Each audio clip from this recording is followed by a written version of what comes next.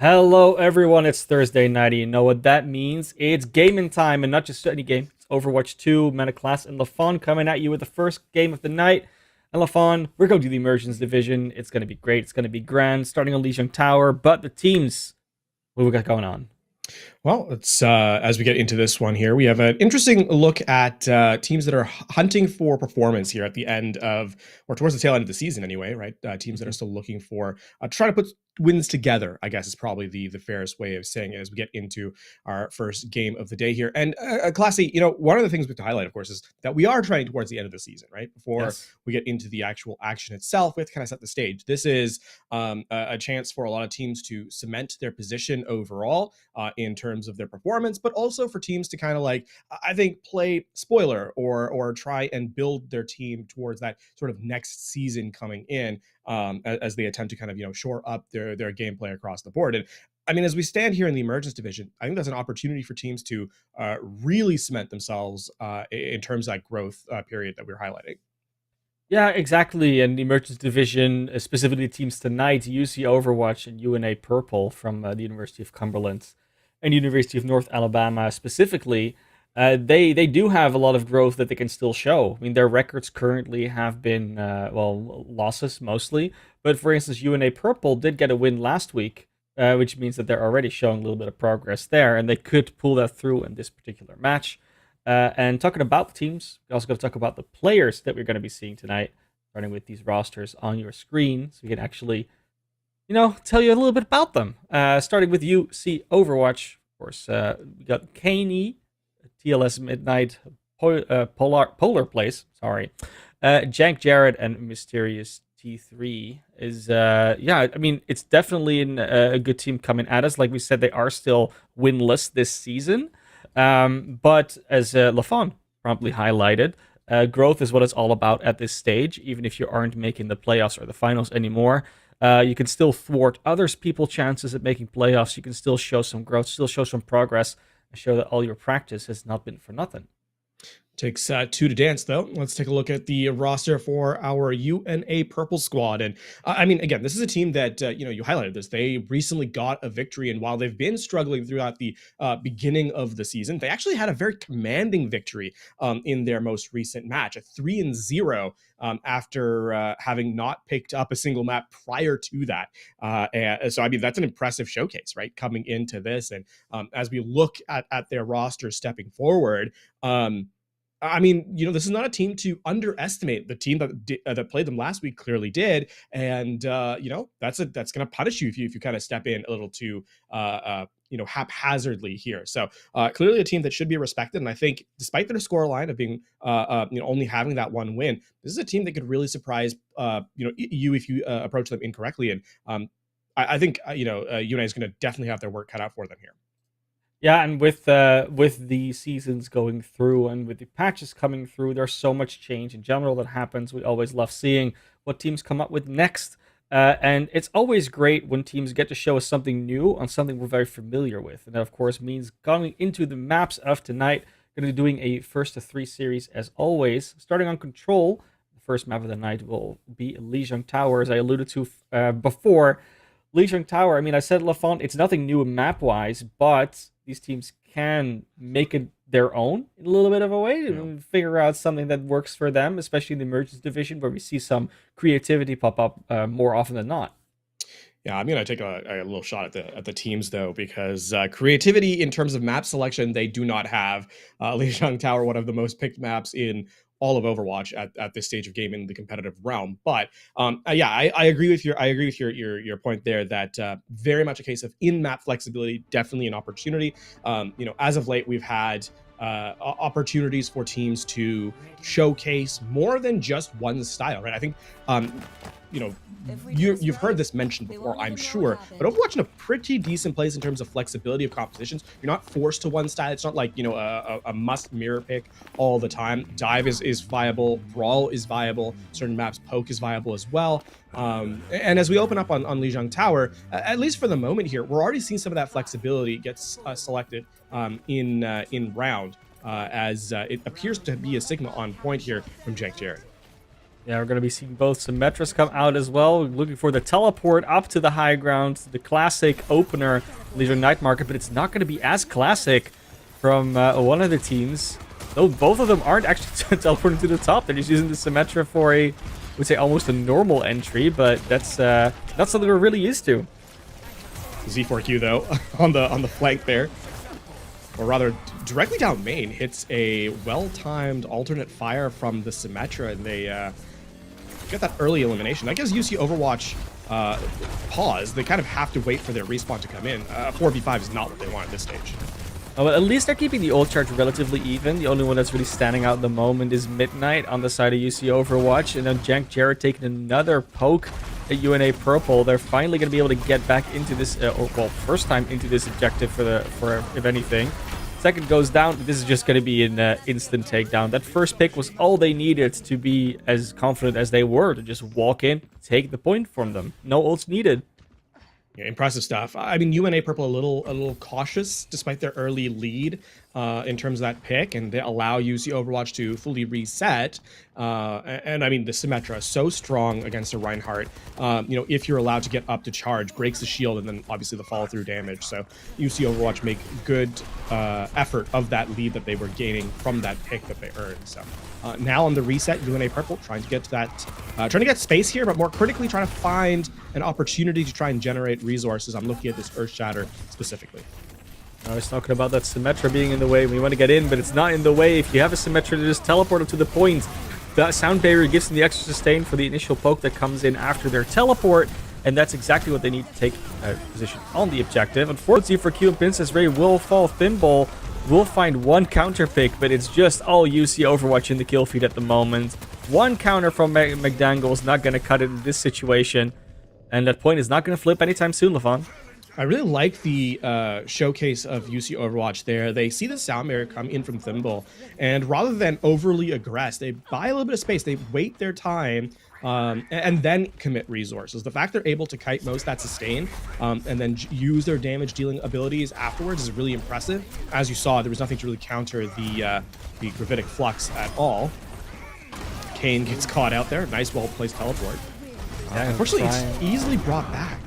I like the charge in and the cancel, like just the scaring the Sigma a little bit, like in your face. But unfortunately, even though the Reinhardt was a little phased, or the Sigma was a little phased, the rest of the team sure wasn't. 90% in counting. I doubt they can even get back on time. Maybe the Lucio can make it. He's a pretty speedy dude. They're looking at perhaps like opening up a Valkyrie, something similar to that. Yeah, they Thimble tried. Don't quite get on in time. It was close. It was very close, but it's a tricky it's a tough ball, place right? to be. Yeah, Yeah. even if they had reached it, you only have the Valkyrie Kitsune rushes online for UC Overwatch. It's a good setup by UC Overwatch. I like their poise under pressure, not over aggressing a lot of the times, and even I think not over committing ultimates either, right? There's a clear logic behind their choices. As I highlighted, obviously waiting the sound barrier out, using a gravitic flux, the photon barrier to deny damage. It's all well played, and UC Overwatch rightfully earn round number 1. Yeah, would you say UNA Purple was playing a little bit passively at times, though? I mean, I was looking at that, especially when they had the point control, the first point control that they got. They're kind of waiting for UC Overwatch to make a move after they got that pick on them. To see more of that, we'd like to see some more initiative other than that one teleporter they made in. Time though, gotta come out on the Junkrat. They do take the aggressive serve position here. Stairs are always a great thing to have control over, especially when you have that spam going on. With the UC Overwatch just starting to fight from the objective as there is complete stairs control. Unfortunately though, Ninja Monster going down first. The tank's not something you want to miss. Someone is trapped over there with Princess Ray going down and McDangle only getting one counter pick. It does look like it's once again going to be UC Overwatch taking control first. One thing we have to highlight is that the healing from UNA Purple is a little bit less effective, or a little bit less great. There's not as much of it as what UC Overwatch can bring to bear. So UC Overwatch are able to play just a lot more aggressively because they have that backing of their supports. Look at their Sigma already getting pressured down, but able to back out pretty safely considering all things considered. Well, it's a good arrow into the head of Kane. Dangle taking another aggressive posture, and they've been a little bit of a highlight so far on the side of UNA Purple, being able to get quite a few pickoffs already, even in lost fights. They're always still in the kill feed. The Dragon might not really get anybody, but it does definitely split off some retreats. But again, there's no aggression coming out from UNA Purple to follow up on that. It just goes back to sort of a stalemate situation. We can try and get some more spam. UNA Purple, speaking of spam, taking a lot of damage on the way in. They've already forced the Nemesis form, but at least they do get a pickoff here. Kane taken out of the equation early. McDangle once again find that Cassidy very early. It's good, good head to find. Current meta, Cassidy fairly strong in the DPS role. Seeing Z4Q looking for something here. There we go. There's the triple kill with the Riptire. It's exactly what you were looking for if you are UNA Purple, to hold on to this objective for even longer. 50% already. They're just going to keep chasing down. Kiriko will probably get out because of the TP. Yep, swift step and away.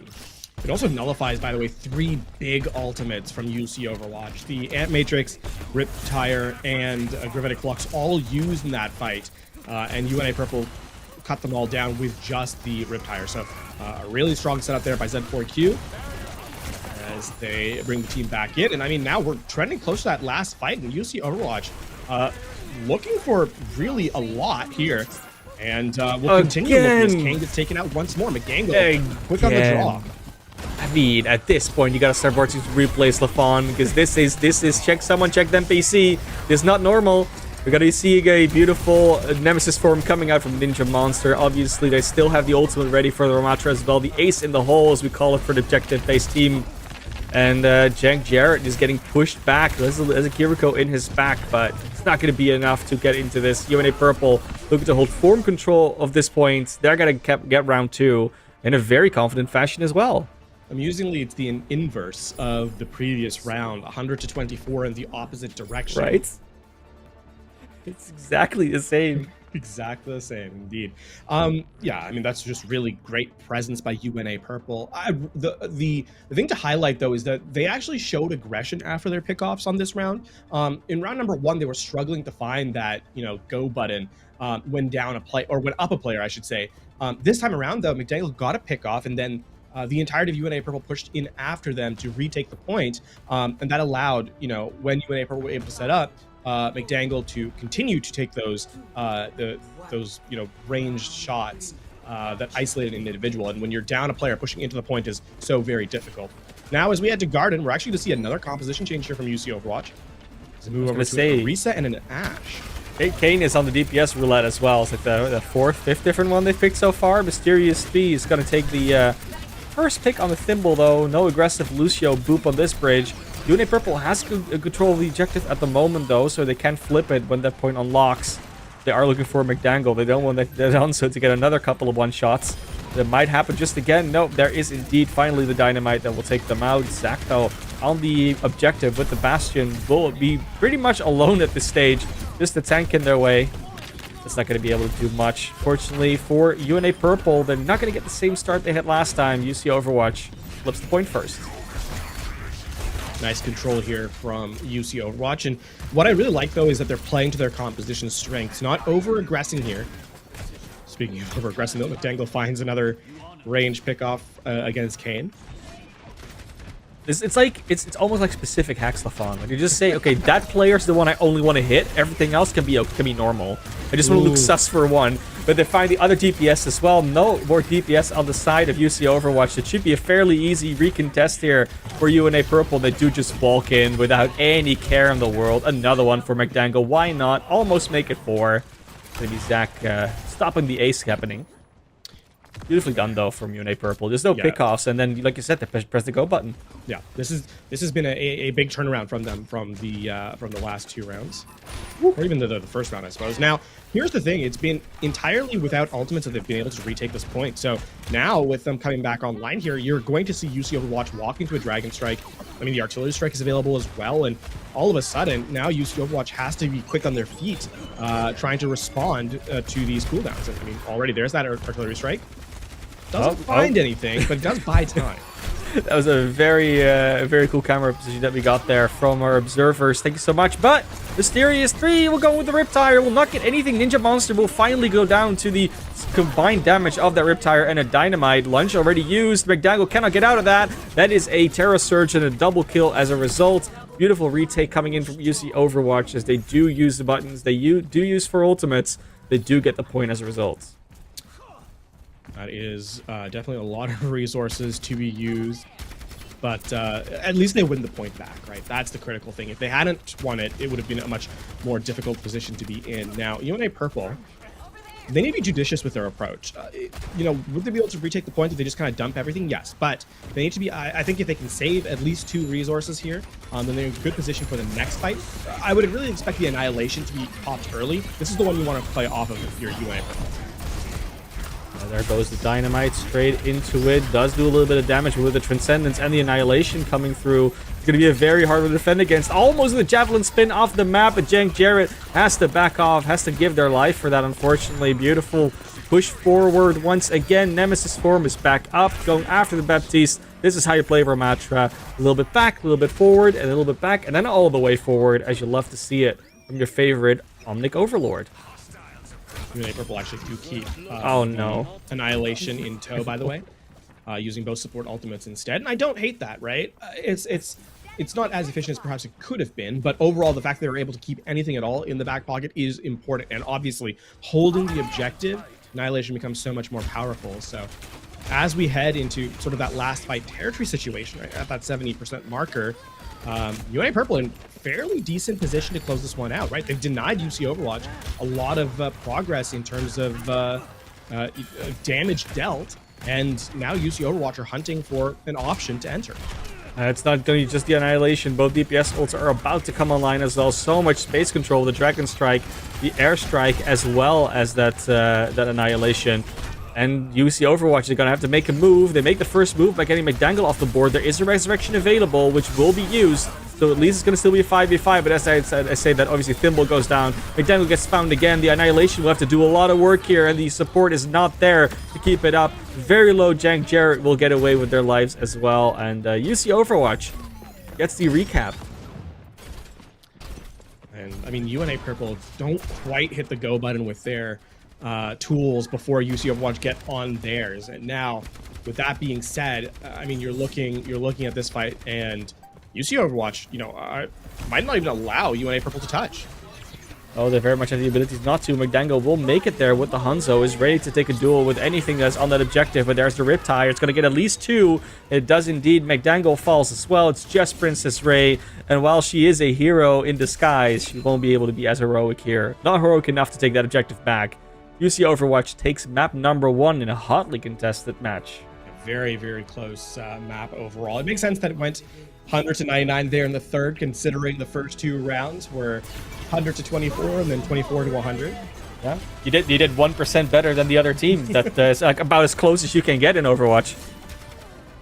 Nice little play there by Jank Jarrett as they walk their way to victory. And I mean, considering the highlights that we have, we saw in that first map, I mean, one of the things to note is that UC Overwatch, both teams really clearly improved over the map's duration. It's not like they were, staying. They were not keeping their play at the same level as the start of the map, and that was the really impressive thing. I think, we critiqued the lack of initiative shown in round number 1. That was fixed, in round number 2 and onwards. I mean, for UC Overwatch, it was also a case of perhaps overspending at times, and lo and behold, they were able to keep pull back some resources later on in the game as well to have them available at the very end. And I think that's really important to be able to improve mid-map. Is a sign of a team showing great growth. And as we highlighted at the top of the show, that's really the name of the game for these squads. Really is. And I mean, what also is the name of the game of the NECC in particular is this wonderful system that we have, which is the map selection. It's not just saying, hey, this team picks a map. Now the other team also gets to say, well, let's not play that map in this particular map category. And I think that really gets the the extra juices flowing in terms of maybe creativity, but also in terms of tactics. And looking at both of these teams, they were playing fairly differently in terms of not just the hero choices, but also the way they executed them. And map pick will probably actually play a pretty big role in this series, which is not something we can always say, but definitely is relevant in this one. Yeah, I mean, one thing to note is that we saw from UC Overwatch, they eschewed the Reinhardt that is played a lot of the time in these sort of styles of compositions, instead electing for the Sigma at first and then moving over to an Orisa later. Does this mean? But they were also still playing it in a brawl style, despite playing what is ostensibly a poke pick in Sigma. Um, I'm curious to see if that means that we're going to go to a map that continues to be brawl centric, Mhm. and We if that do. ends up being the case, right? It's a hybrid map type, so I would be surprised if we don't go to King's Row overall. Um, and in general, I think that's really the name of the game. Do we get to see more brawl, or are we still going to see this Sigma Risa kind of look, considering the in this style? Yeah, I mean obviously it's always the question, right? Like when we go to hybrid, the question is it King's Row or is it something else? That's pretty Anything much what we else? always land on. In this case, it is going to be King's Row. Going to see a side swap as well. Going to see UC Overwatch starting on the attack this time around, which just makes me happy because we'll have a red banner above a red team. I think that's just the only reason why I'm happy about that. But I think everyone else might also enjoy that a little bit. Of course, Yeah. attack defense has always been the conversation. What do you prefer? What is better? And I think it really comes down to team preference a lot of the time. But Yeah. defense first seems to be a fairly popular one usually. Yeah, historically, if given the choice, a lot of teams elect to go to the defense first. This has been true since essentially the early days of Overwatch, right? As you know, there are still teams that choose to take the opposite when given the opportunity, they will attack, but it does appear fairly rare. So this is also a surprise, right? That UC's picking the attacking side here. We'll see if that ends up paying up. But again, I want to dial in on the. I mean, the map selection, not so much, but like the fact that we're going to see a highlight here from UC Overwatch that they're going to a map where they've already shown that they don't really want to play the Reinhardt, despite it being a brawl. Are they going to continue to make that look work, or are they going to try and switch back to the Reinhardt, as is somewhat expected from teams when we go to this map? Yeah, it's not like you have to play Reinhardt here, but you kind of have to play Reinhardt here. It's one of those situations, and I think um, it's one of the maps that even when Reinhardt is like completely out of meta, this is the one where everyone will still very often pick it. Ninja Monster is indeed going to pick up that Reinhardt this time around. Jack Jarrett looking hovering over the Ramatra at the moment, but they're not out of spawn yet. But yeah, the defense. I mean, this is not something I'm really surprised by. I mean, the Mercy Lucio maybe a little bit as a support combination in this situation. But yeah, I mean, if you can just pocket out a McDangle or a Zac, then I think you're going to have a very fun time. One thing to note, of course, is that the defense does not have a lot of healing. This goes back to that map one. We alluded to it there. Ninja Monster, especially, I think, going to have to be a little bit more judicious in their approach, especially with the Zenyatta on the back line. Speaking of that front line, though, Jank Jared does, in fact, go over to a Reinhardt.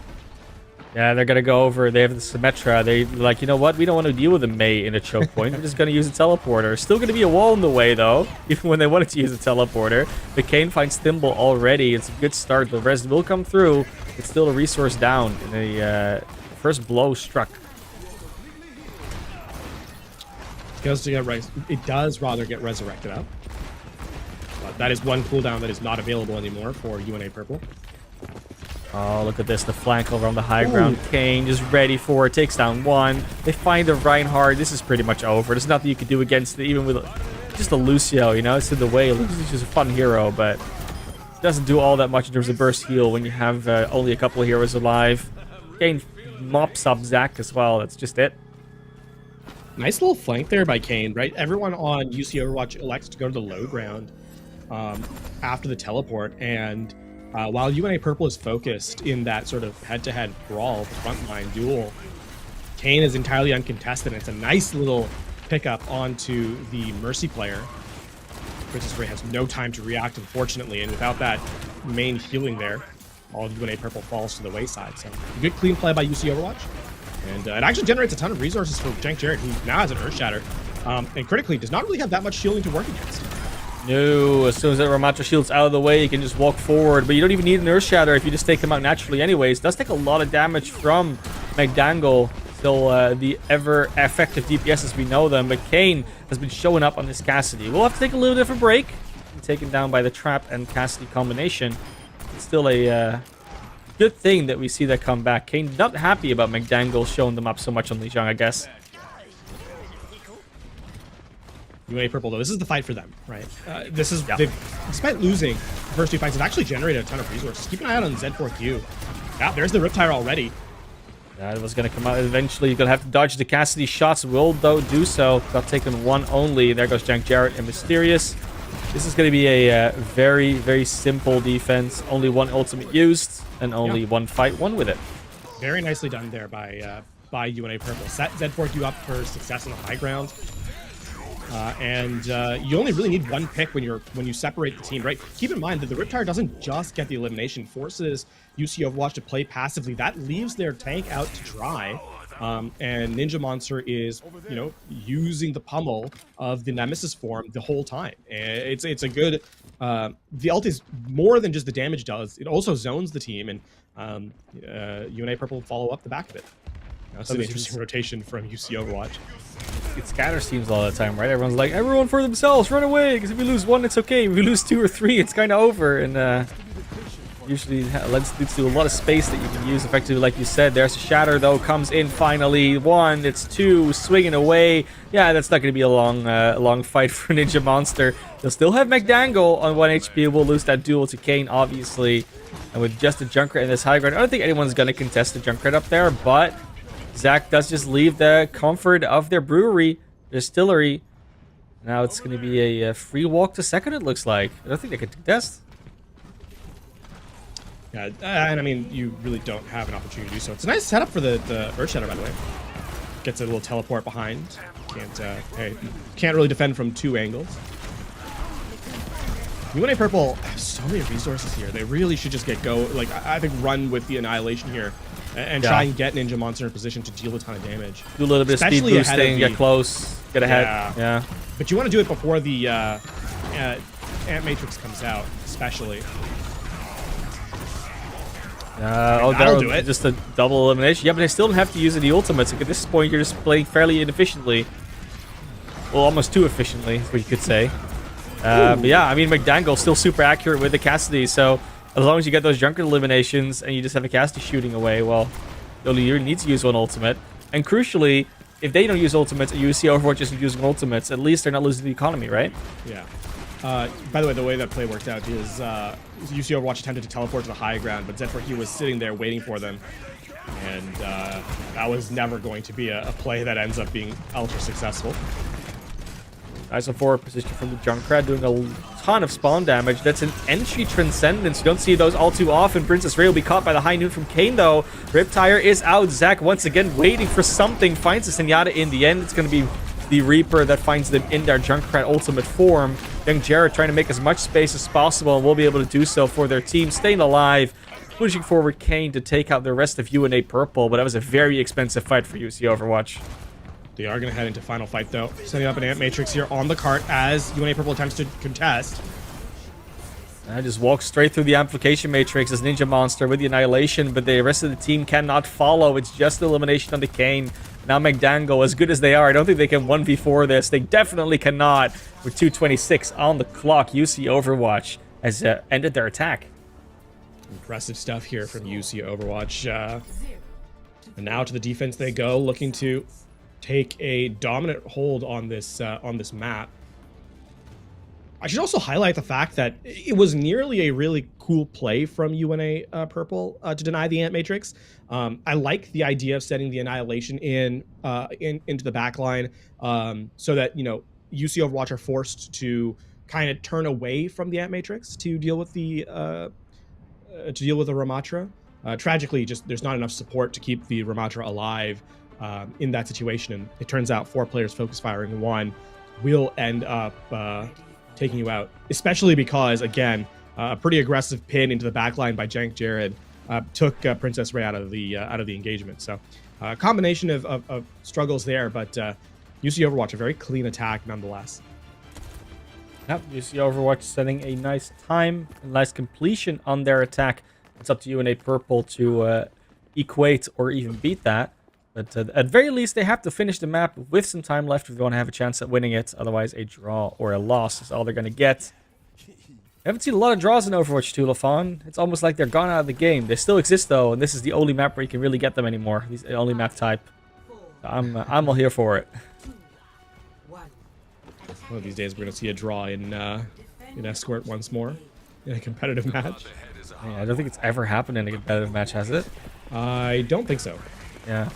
I mean, it's happened in the game because the devs has told us that it has, but I know I've experienced it firsthand, actually. Yeah. It's one of the rarest things in Overwatch. It's almost impossible to force even in custom games. Yeah. That being said, they are not an Escort right now. They're on King's Row. UNA Purple is trying to do the same thing. They're going through the high ground here. No maze setup. Oh, there's a maze setup actually for UC Overwatch. So not the weirdest idea to do. Then Jared back on the Sigma. Ninja Monster just committed to this Ramatra pick. I like this pick from McDangle, by the way. Getting the pocket, especially, right there. Polar plays, tries to get into position. Instead, is taken out by the damage of the Ashe. Yep, they got the Mei as well, and once again, look very similarly to where you see Overwatch took the objective. They get a pick or two from the high ground. They just walk in, get the objective. Very clean, no problem whatsoever. They don't get as many resources as UC Overwatch got from their attempt, but at least it's fast enough to not be worried about pace just yet. Getting a chance to highlight the fact that Ramatra, by the way, really good into Sigma. Obviously, Sigma wants to play behind his shield and try and find value with that. But again, the Nemesis bypasses that almost entirely, and so it puts a lot of pressure when your shield needs to be needs to be cycled to be kept alive. And then when the shield is up, you're still taking damage anyway. So Ninja Monster, I think, a really good read here to keep this Ramatra in play when you see Jenk Jared on this particular hero pick. Yeah, I mean, even when you're not in Nemesis form, you can basically say, ooh, that's close, that's close. Kane saw that one coming. But even when you're not in Nemesis form, you can pretty much just keep shooting at that shield from far enough away that the Sigma cannot heal you. King's Row a little bit trickier, of course, being so close-quartered. But it's also close-quartered. A Sojourn versus a Reaper. That was not the place to be, and Kane jumping down. They thought they could get the elimination on the Zac. It wasn't happening that time around. McDangle now ready to, not quite ready to unleash the bomb, but definitely ready to unleash some more firepower. I think that's a nano-boosted Annihilation from Ninja Monster. Will not get an elimination with it, but definitely pushing back UC Overwatch a very, very big distance. Don't want to fight that angry Omnic at that point in time. Polar plays ready with the Kitsune Rush. They've got almost everything but the Gravitic Flux ready there on the side of UC Overwatch, and UNA Purple has to be ready for a couple of these. Kane, such a threat on the high ground with the overclock or the railgun at the ready. They actually just force Z4Q out from that position pretty easily. Well, there we Poor go. Ninja Monster.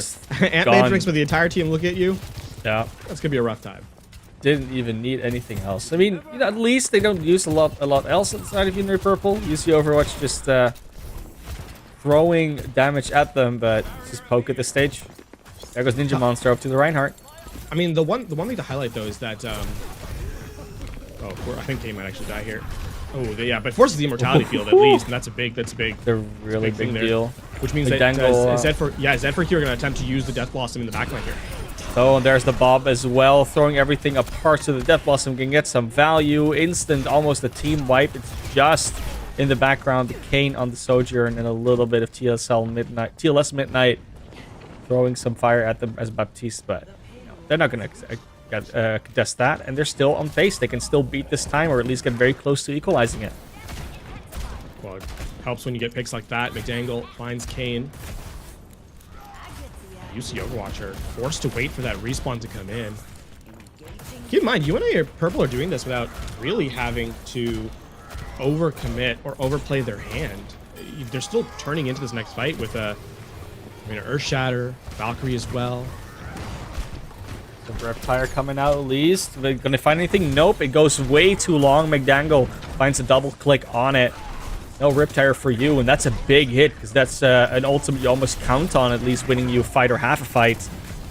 Ninja Monster now looking forward with the Earth Shatter. Has to just be worried about that one shield from the Sigma. Ideally also waiting for that Immortality Field to be gone. There is the Shatter just before the accretion hits. They do get them on the ground. The Immortality Field is gone. Beautiful Dynamite to follow it up. There is indeed finally the Gravitic Flux. It will only really get one in the air and they will just die before they can even hit the ground. Ninja Monster having to hold up the shield, but there's nothing really damaging Ninja Monster anymore. As soon as the Reaper shows up, Zac with the shotguns finds a little bit more. Another one back into spawn you goes. Nice Kitsune Rush. It's a nice Suzu, but unfortunately it's not going to be enough to hold on to this. It's just Kane on the Tracer. That's the recall back into it. I think that's a Junkrat that has returned as well. Yes, it is. But are they going to be able to keep getting these eliminations on the defense or on the attack for that matter? Because now the respawns are kind of going for UC Overwatch. Just one or two more heroes, and they could very well turn this around. The nice charge onto the Reinhardt of Jank Jarrett will instantly get taken down to no HP whatsoever. Another Shadow follows it up, and with 1 extra second, UNA Purple push it over the line. Impressive stuff there from UNA Purple.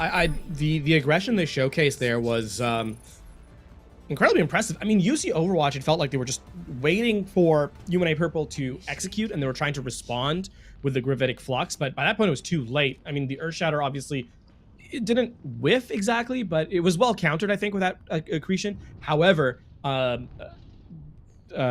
Monster took advantage of the fact that Jank Jarrett was locked in the Gravitic Flux animation to sort of run into the backline while nano boosted to take players apart, right? And off the back of that, UC Overwatch were not able to ever truly reset and get a full fight. So UNA Purple, you know, taking advantage of the space they earned to give themselves the technical lead on this map, even if it is barely an advantage at all.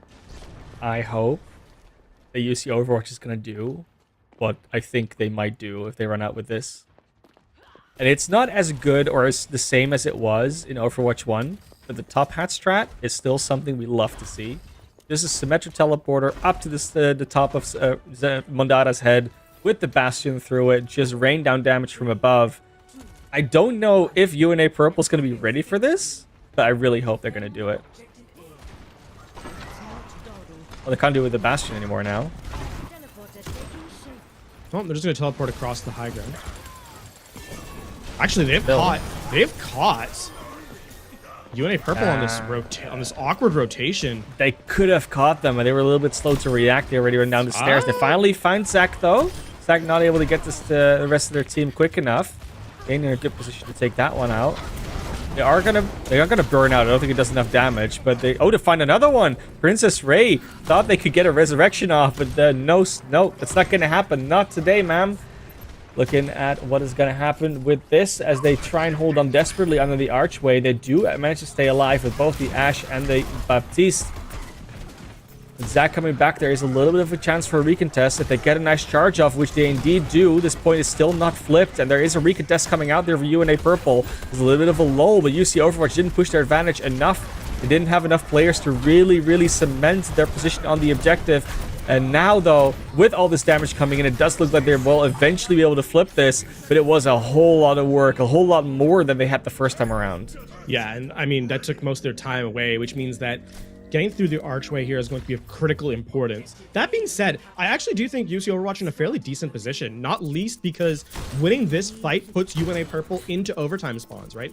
And UNA Purple don't have tools to force this fight early to really stop UC Overwatch from taking space in the map. So if UC Overwatch can win one fight here without really using too much, they're in prime position to capture the full second point. I was going to say there's going to be Zac on the Riptide. They have to really hope and get something done, but they can instantly shot out of the air because Kane's aim is on point right now. Immortality Fields get stopped before they can even protect anybody. And with that defense, I mean, we say that McDangle once again trying to be the hero that they need, but unfortunately they spotted him out in the alleyway. Mysterious goes in with the symmetric, takes them out. Was a little bit close there though. McDangle almost pulling something out of their sleeve. I mean, this means that UNA Purple should win this fight pretty easily. This next one coming up. UC Overwatch are obviously forced onto respawns. They don't really have much to work with aside from the photon barrier. And yeah, you can see the Riptide being used here really early. I like that wait to dodge the fire strike.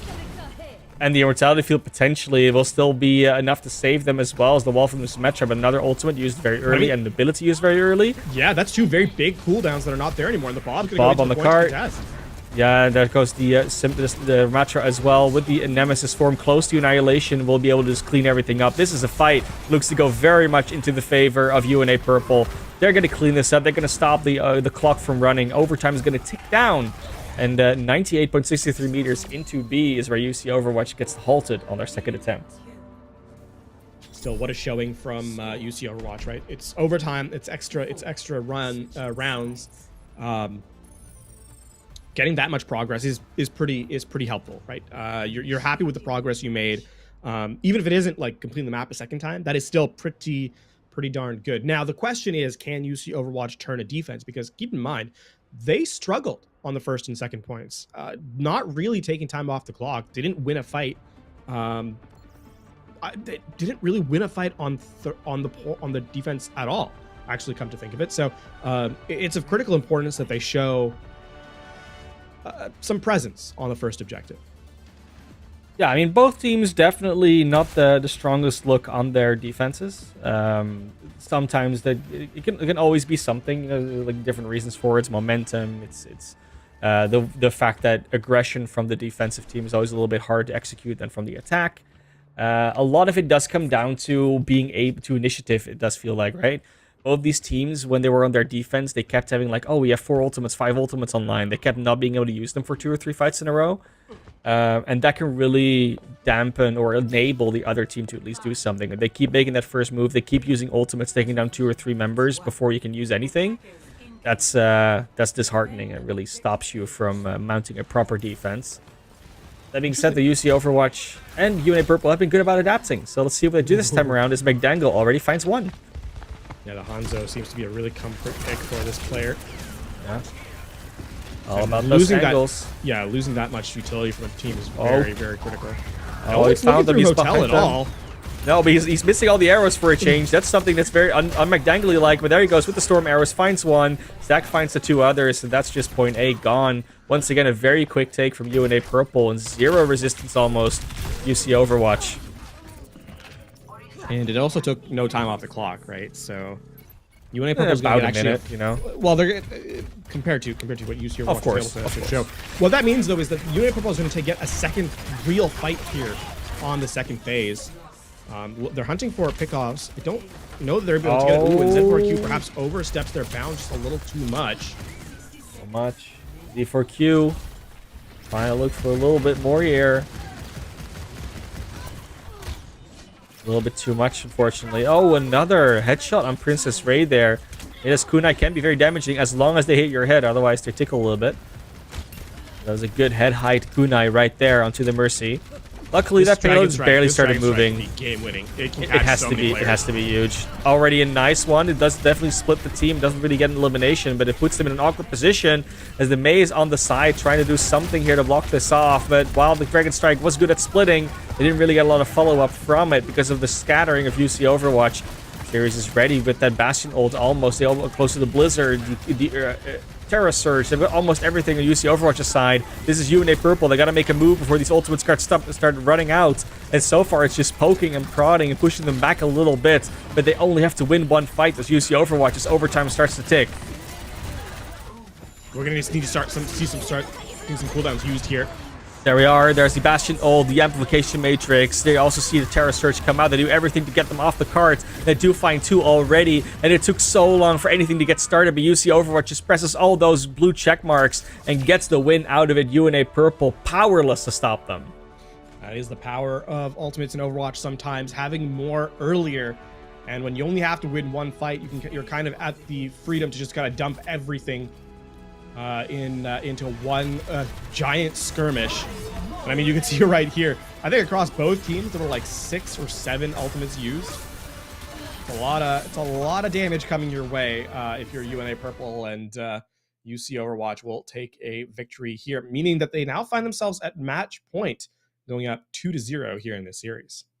2-0 in the series. Only escort, push, and potentially control the go. We're definitely going to see that for that third map Whether they're going to see a fourth and a fifth Lafon is all up to UNA's ability to adapt to what UC Overwatch has been throwing at them. To give them a little bit of time, a little bit of space, going to give them a little bit of a break, going to give you a little bit of a break, and ourselves a little bit of a break. So we'll be back in about 5 minutes for map number 3. See you then.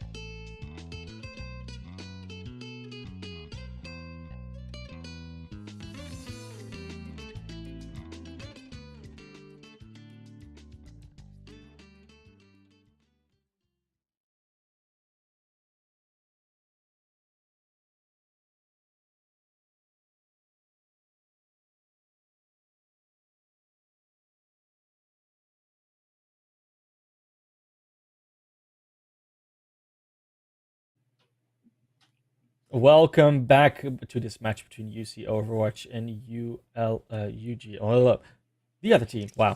GLA Purple, of course. They're going to come at you in map number 3. It is going to be Escort. And the question is, of course, is UC Overwatch going to leave their opponents in shambles or not? Well, we're going to do Shambali, so that's close enough as it is. I didn't go for the full Pandathon. I know what you're thinking. But it's been fairly close between these two teams. We went almost to the full shambles for Lijiang Tower. It was overtime rounds on King's Row. So what's to expect? Anything different on Shambali? I want to give our audience an insight into the off-screen stuff for a minute. I just want you to know, Classy tested that one off-air.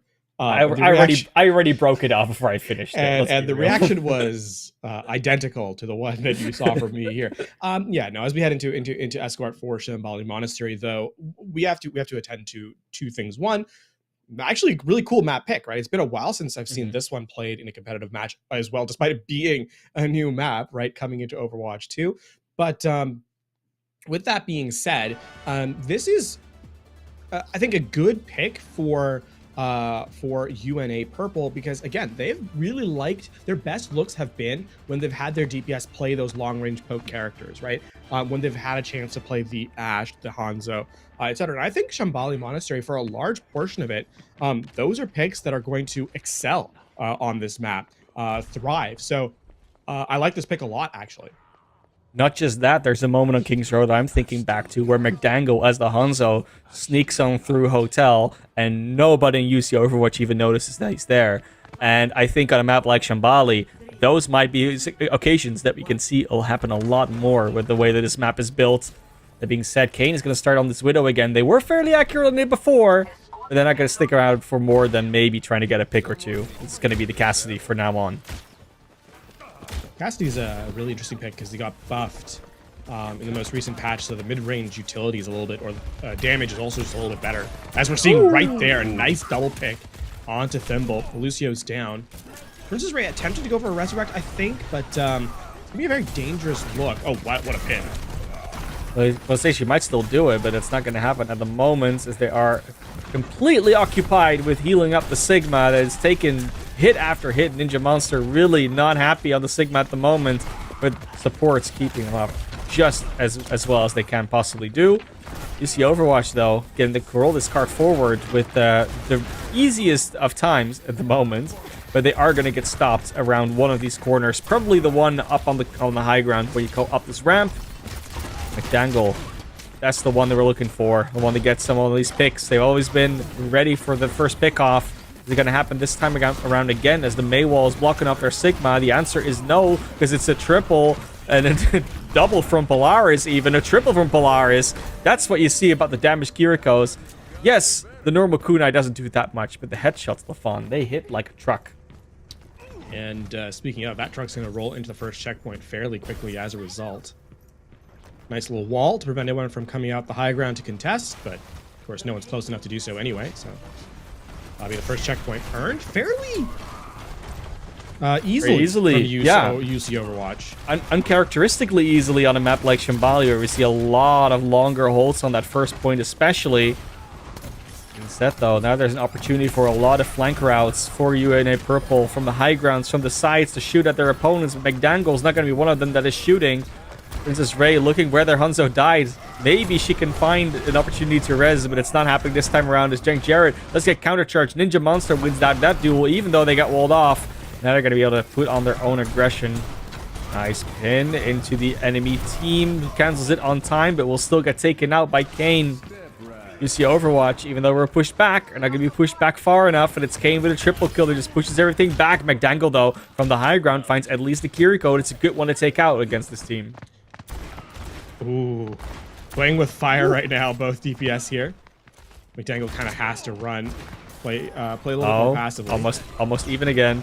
Keep this duel is going back and forth. Now they got the sonar on them as well. Run away, Kane, run away! With the respawns coming in, you have to head back to the cart. Earth Shatters are going to be online for both squads here. Try and quick charge from Ninja Monster. There we go. Nice magnetic grenade onto Jank Jarrett, pushing them back a little bit and then pushing them right into the position for the Dragon Strike to get at least the Mei out of the way. And that means that it's a free reign from Ninja Monster. They just have to go and get their shield broken so they can keep using it. But there's no wall to be afraid of. It gets another Fire Strike elimination on the TLS Midnight. Tragic almost. Kane tried to go for the flank. They do find C4Q.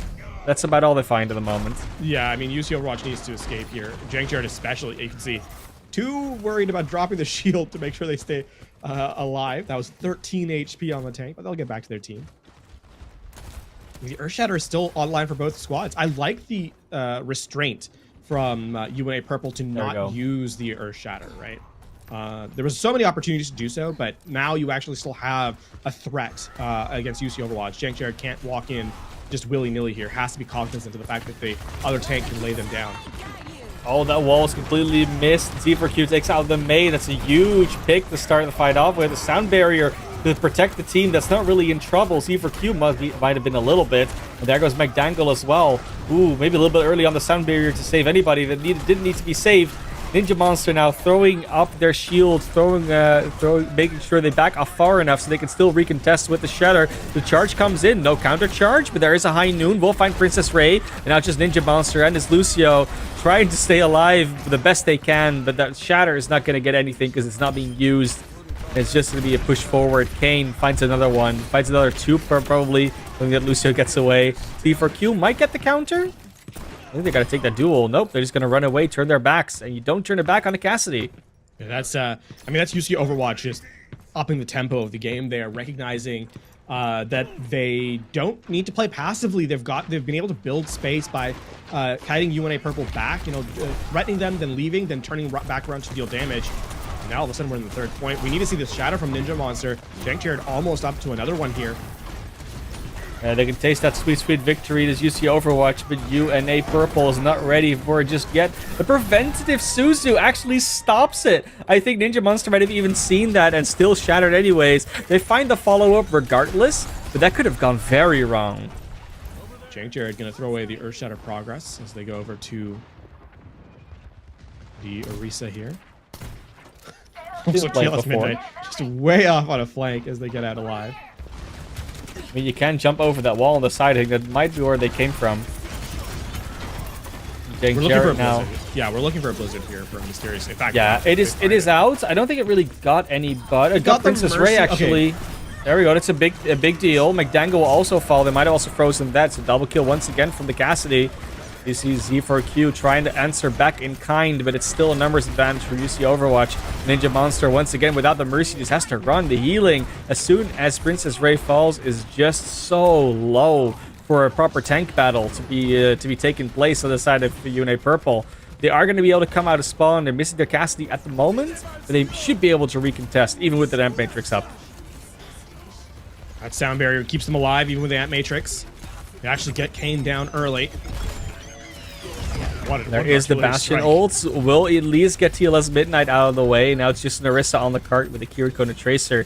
They're not able to properly contest this payload, or at least eliminate enough people on the payload to get further forward.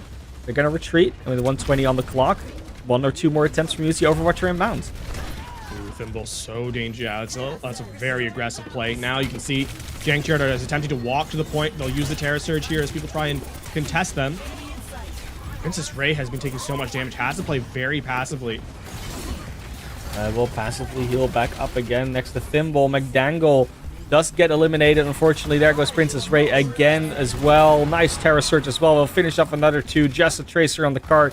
C4Q, the hero that they need, the hero they deserve, but not the hero that's going to keep this map alive. Completion for UC Overwatch, 46 seconds on the clock. Not a huge time bank, but completing Shambali is already more than you can hope for sometimes. Yeah, absolutely. And now we'll see. It really does come down to, can UNA Purple provide an offense, a dynamic offense, right? We saw that on King's Row already, that it looked like a really poor defense for their squad, and then ended up finishing faster than UC Overwatch did. So still, this is not a foregone conclusion of a map.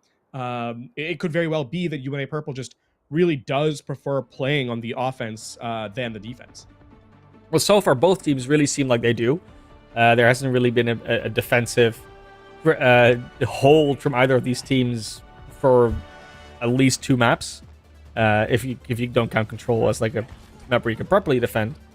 Of course that is. But yeah, UNA Purple now have to put up their own offense, show that it is indeed better or at least as good as UC Overwatch is. The benefit is they don't have to finish with time on the clock. I mean, it would obviously be better for them if they did, but Yeah, they will get another attempt regardless as long as they finish. Yeah. So there's that light. But they have to finish first. And like we said before, Shambali, very defendable map just because of the way that it's set up. You can constantly push uphill. There's always these high grounds. There's these flank routes. And they're far easier to take advantage of on the defense than they are on the attack. So Unit Purple potentially coming out with a Wrecking Ball comp here. That would be something new we haven't seen from them yet. But I'm all for it. I want to see this. UC Overwatch playing a poke composition now, though. And Polar plays already spot checking Ninja Monster, just like, hey, pay attention. Don't come in here for free. Let's get the knock up. Roll through. Doesn't take a whole lot of damage as well. So that's a good sign. These UC Overwatch isn't completely ready to deal with the Wrecking Ball. And they already get pushed off this high ground, half the team. It's one, it's two. Kiriko falling as well. This is going to be an easy fight win. And the Wrecking Ball already paying a lot of dividends there. UC Overwatch also going to change their squad a little bit as a result. Kane already on the Cassidy instead of the There's Orisa. Ash. And I like this Orisa pick. It obviously has tools to deal with the Wrecking Ball with the the Javelin, but more critically, it allows you to take a powerful posture. It takes space on the point without being knocked back, because you can use the Fortify, right? They were expected to be knocked back. Ninja Monster just got knocked back a little bit. They will eventually be chased down by Kane. Now, there was no support really in the way to heal back up a very damaged ball player. Dangle now and Screw, they're going to be able to back off. Kane is trying to chase down, maybe get another pick off, but the healing is there, the cover is there. Looks like they're going to be fine for a little bit. Oh, Kane is not. Yeah, just a little bit of spam damage down range, and Kane not quite hiding behind the pillar they thought they were. Gets taken out. Also, Ninja Monster switches there to the Sigma. This is a good pick. The Wrecking Ball is going to have trouble being kept alive. There's not a lot of support from range. So this just brings them a little bit more efficacy. Trying to push into this first objective. It was a very quick pick from cap from UC Overwatch. This Molten Core is going to also look to be securing UNA Purple a little bit more of that. The firepower as well from the Torbjorn is coming in naturally. Ooh, the Immortality Field was a little bit late from Thimble. Both supports out of it. Looks like UC Overwatch is not going to have any trouble holding onto this one. It opened up so well with the Molten Core, but now it's just McDangle on the cart. Ooh, he backcapped it. He got the one Junkrat that was on the cart and just pushed it in. That's unfortunate for UC Overwatch. Yeah, tragically, the for UC Overwatch anyway, the Torb turret was alive during that time, and that without the tank being kept up by UC Overwatch, they couldn't sustain on the objective. And as they were trying to dodge that crossfire, UNA Purple stayed alive just long enough. So, despite losing the fight, able to win the objective, and they'll continue their push through this map. With time being name of the game, that's a good one to get. I hear a high noon from behind. Kane making use of those flank routes. Defender favorite flank routes, I might add, and that's the proof right there. Ninja Monster gets charged out of the Immortality Field, will also get taken out, and that's just a clean fight win for UC Overwatch. Well, I say clean, McDangle still makes it a twofer, but, you win. You're a sponsor closer. You're fine. Yeah, and both support. I mean, it was both supports, but yeah, Polar obviously able to teleport out of spawn, and that was an ultimate that was used to earn those two eliminations. So UNA Purple, both their DPS, not going to be able to use those massive cooldowns. They'll have to do it the good old-fashioned way. Got the high ground flank. UC Overwatch already waiting for them. They're waiting very far out already. They was just completely prepared. Mysterio is not prepared for that one though. That is going to be a aggressive posture for a Reaper. They're going to regret. Good Graphitic Flux gets Jank Jarrett in the air. They're not going to be able to survive. I think it's for the Immortality Field. But even then, so much damage taken already. The Kitsune Rush and the subsequent healing is not going to be enough. Yes, Immortality Field got buffed, but, it's not enough to really keep you through it. Looking for a little bit more here is UNA Purple. They want to push this card in with the next push, but that card's still far away. They got to take another fight. They already lost Thimble. The Resurrect gets canceled. Unfortunate. Good sprite steps a little too far away from the soul. Oh, good Shatter comes in. That is a Mercy gone. They do change it, trade it back, and there's a little bit of a kerfuffle, scruffle going on over here. Mysterious, though. We'll finish that off together with Kane. UNA Purple back to the drawing board, as they are now really just one, maybe 1.5 push away from capping that second checkpoint. The tags are like Mr. Heroes, by the way. Yeah. The Monster goes over to the Ride, Jack Jared goes over to the Zarya. Yeah, it's unfortunate that you don't get the challenge completion for it in your custom games, LaFon. Otherwise, this Mystery Heroes challenge would be completed in no time for UC Overwatch. Flank Cassidy, part 2. And they're not ready for it again. That's Princess Ray, first to fall once again so many times in these fights, and they're just not ready for the Cassidy on the flank. They are now still in a 4v4 because Cassidy is not really on the front lines to fight with them, and Mysterious taking a bunch of damage. They're ready with the Death Blossom, though. It's Death Blossom v Death Blossom. Potentially, the High Noon does come out. There's the Death... Oh, they wanted to go for it, but that would not have been a smart one either way. They hold on to that Q. Good situation, though, with the bubble. Like, it was well set up, but the High Noon was in the way, unfortunately. That's an elimination of the Jarrett. Yeah, a little too telegraphed, I think. A little bit. Just a little bit. And Kane is now caught out on an island here. I doubt they survive. Ooh. For a little bit. Ooh, gets that. Gets the headshot. 8 HP. They gotta get out. And they gotta get out. Ninja Monster maybe caught a little too far forward. No, okay, the rest of the team. No. They got the points. They're ready pushing. Yeah. Okay, well, a minute 14, minute 30 actually to even up the time bank, but of course they have to just have 2:15 to just complete the map. That's what UNA Purple primarily will go for. I mean, they are pushing forward for this fight. You're looking for Kitsune Rush into a Death Blossom. Yup.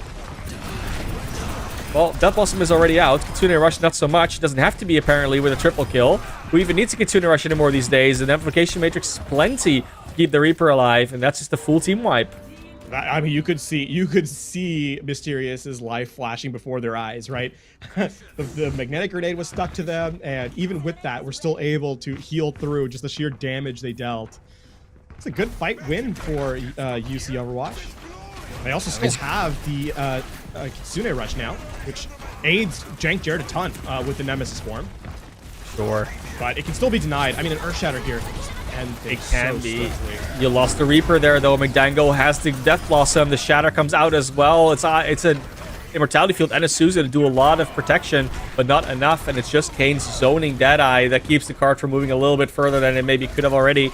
They're going forward. This Ramatraz cannot get back to spawn. They want to get the elimination.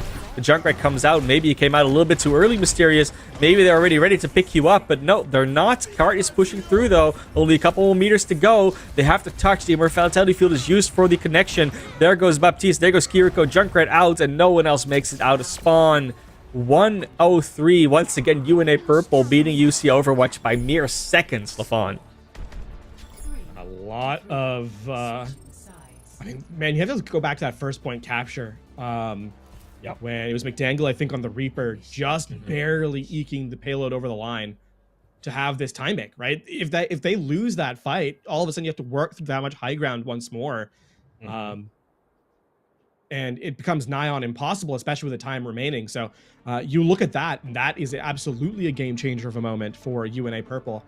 And where perhaps on the previous map, you know, they found themselves in this position and struggled. Because they have the defense, they only really have to mount one good engagement to put this map back in their control.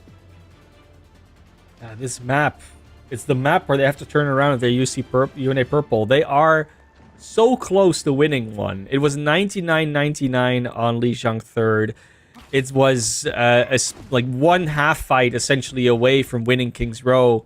This is the one where they have to do it. They're consistently showing that they're on a completely even level with UC Overwatch.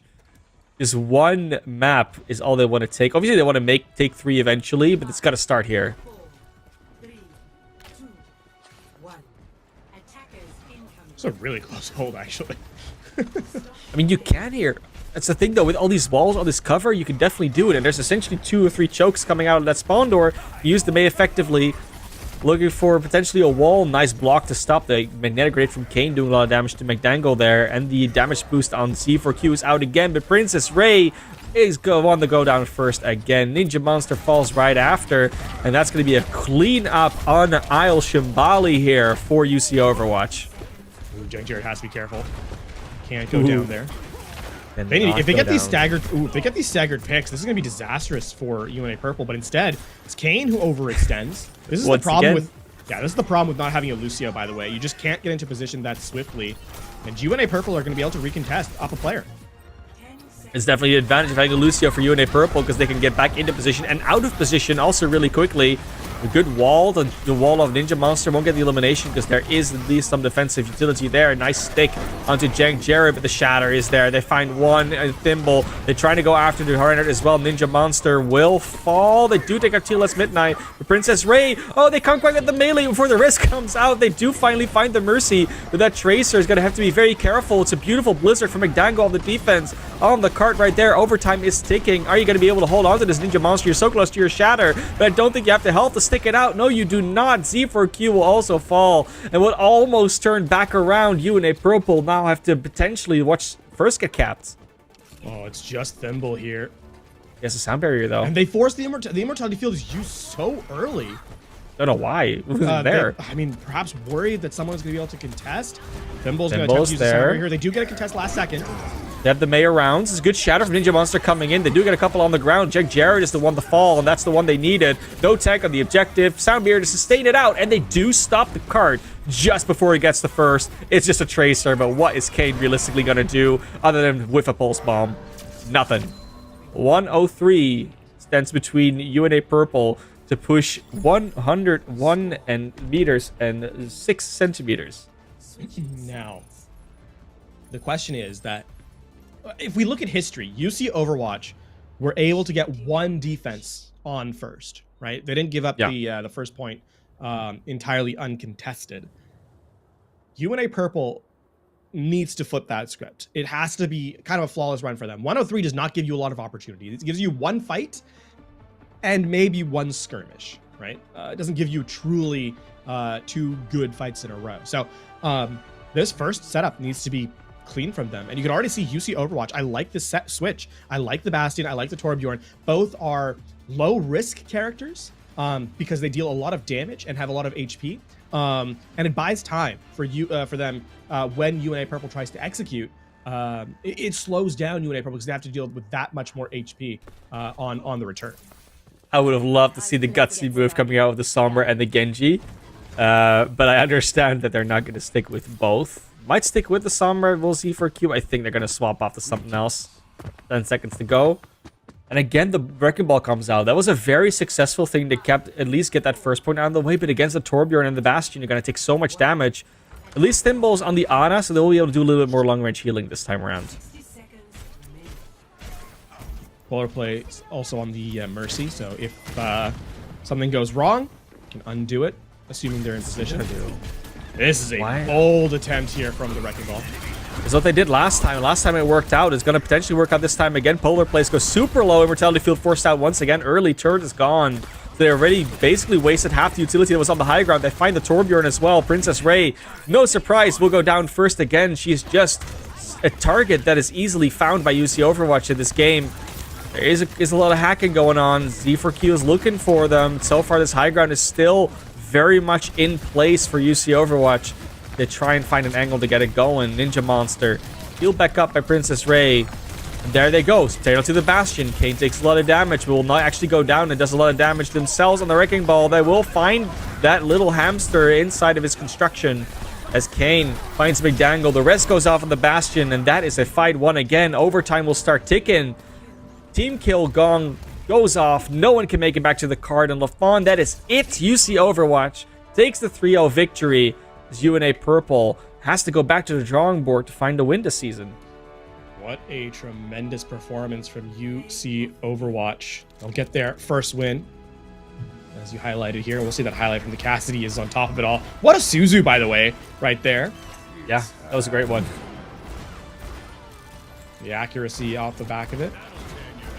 Nicely done, nicely done. UC Overwatch, they'll take the 3-0, and I mean, what a performance from them coming into this one. They'd only, as I said, they had not won a game to this point, and to get their first victory here in a 3-0 is extremely critical. So a lot of credit has to be given to UC Overwatch, and what a team performance. There was not one single player that I think individually carried this game. It was very much a squad working together, and with that, giving themselves the best chance of success. Yeah, there was a lot of pattern recognition as well, like the way that they played, which players there, or players or heroes rather, they were going after. And UNA Purple, why they were super close of winning a couple of maps out there. Well, super close of winning any of those three maps, really. Yeah. It wasn't quite able to push it over. And I think if they go back over those VODs, they'll very definitely be able to find a couple of things to improve on and to figure out for the future. That being said, though, talking about the future, there's more matches coming your way tonight on the NECC stage. Two to be exact in this particular stream. Fortunately, you won't have to do it without us, but we'll be back in about 30 minutes with Nuclear and Old Charge bringing you the next game. It's going to be the Navigators Midwest Conference, so don't go anywhere, or if you're going to go anywhere, be back in about 30, and we'll continue the race with you.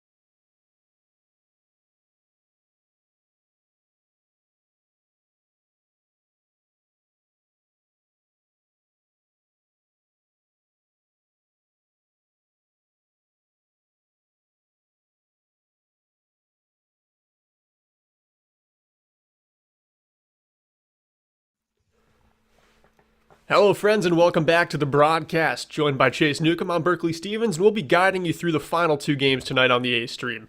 We're about to see Southern Illinois University Carbondale versus Huntington Esports JV. Chase, we're huge fans of the Huntington squad, the OG team that kind of took Navigators by storm in their first semester. This is a different squad. What do you have on this game? I am really excited, Berkeley, to see what this roster has in store. If there's anything we know about the Huntington roster in their program, it's that they think creatively and they're bold about their play style. So I'm very eager to see what this roster full of sophomores has in the wings for us. Yes, every single person on this Huntington roster is a sophomore. So this is a JV team that hopefully in the next year or two, Berkeley, will make their debut into a varsity situation, everyone having that cohesion, coming in together, leaving together. I think it's a pretty special situation we're seeing. Yeah, and it's really cool just kind of the program they've built up over there at Huntington, just how it just took off right away, right? They had about, I think, 7 members total, and then it's just escalated into like 3 or 4 teams now, and they've got 2 complete Overwatch teams. They're not faring so well in Navigators so far, but neither are their opponents, Southern Illinois. So on paper, this one's actually very close, which is always what we look for in a contest, right? It doesn't matter if it's the highest level of competition, as long as it's a good competition. Completely agreed.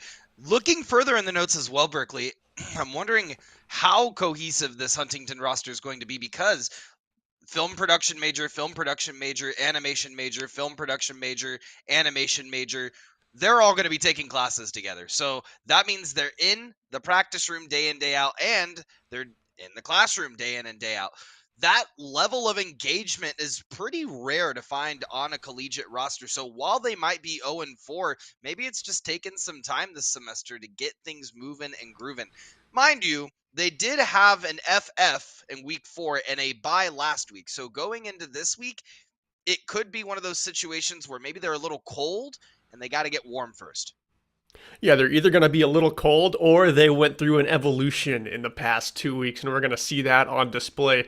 And you talked about creative. We're going to a very creative battleground for map 1. Huntington banned Lijiang Tower, which production was even in our ears saying, that's unheard of. No one bans Lijiang. That's always the favorite. We're headed to Antarctica first, and this is something we almost never see in the NECC, so I'm very happy that this is going to be the first control map that we unlock. Oh, I'm also ecstatic. As you notice, I had to change my background naturally, noticing that we were going to Antarctica. Not seen very much of this map in the NECC at all. It's usually an underdog pick. Folks typically prefer other control maps in favor or instead of Antarctica. We're usually seeing Ilios or Lijiang Tower, maybe even sometimes Oasis, but Antarctica is pretty rare to see at this level of NECC. Yeah, and kind of getting right into the map, I mean, at the high level, we do have a meta composition on many maps. It's like BAP, Zen, Sigma, Sojourn, Tracer, or Widowmaker instead of Sojourn, but, down low in Navigators, this is when the state of the game in Overwatch looks incredible. You can just run anything. If you're a specialist, you can rock that hero all 5 maps in a 1st to 3 set if you want, and you can make it work. So I think it's just wide open for these teams to have completely different strengths and for both of them to like work and shine at different points of the game. But I would be interested to see if they don't just both slap on some Reinhardts and Lucios and just see if they can get away with the old steamroll comp to just kind of kick off this game. Speaking of steamroll Berkeley, let's see as we steamroll straight into rosters what's in await for us on SIUC. We got Winchester 67, Riley 09, Pocky Sticks, Classy Zebra, and Pyro. Berkeley on the side of Huntington Esports JV, what are we looking at? We are looking at Timothy, Huddy Your Buddy, Summer Bubble, Dripix, and Tent. And Nuke, like we keep saying, like we love Huntington. We've never seen any of these players play. We're just Facts. fans. Just Yeah. blind fans. But like we said before, the Huntington roster and where their strong suits were wasn't necessarily the mechanics of the players. Not to say that they were awful; they're still collegiate players. But in the Navigators division at the time, it was really the cohesion and the coaching, the strategy that they were able to implement on the fly and their adaptability that made that roster a cut above the rest in previous seasons of NECC. So if they take that same sort of mentality, that same coaching, and apply it into this JV roster, I think that's going to be a recipe for success that SIUC is going to have to keep on their toes to be able to combat. Yeah, I mean, it's not like, I mean, I said we were fans, but it's not like we were fans because we just love Huntington or we got to know the players really well, which we got to know them pretty well, but we were fans right away just because of the kind of Overwatch they played. Like you said, it was crazy strats. I remember in their very first game, they were putting Maywalls on top of buildings and then Sim TPs on top of those Maywalls. In a Navigators division, that was just unheard of. But we are ready to get into the action here in Antarctica. Let's kick off this game with a bang. Oh, I'm so excited to see what rosters we're going to see come out of the gate as well. Berkeley, you had mentioned that, at this level of Overwatch, really grow. Ready for battle.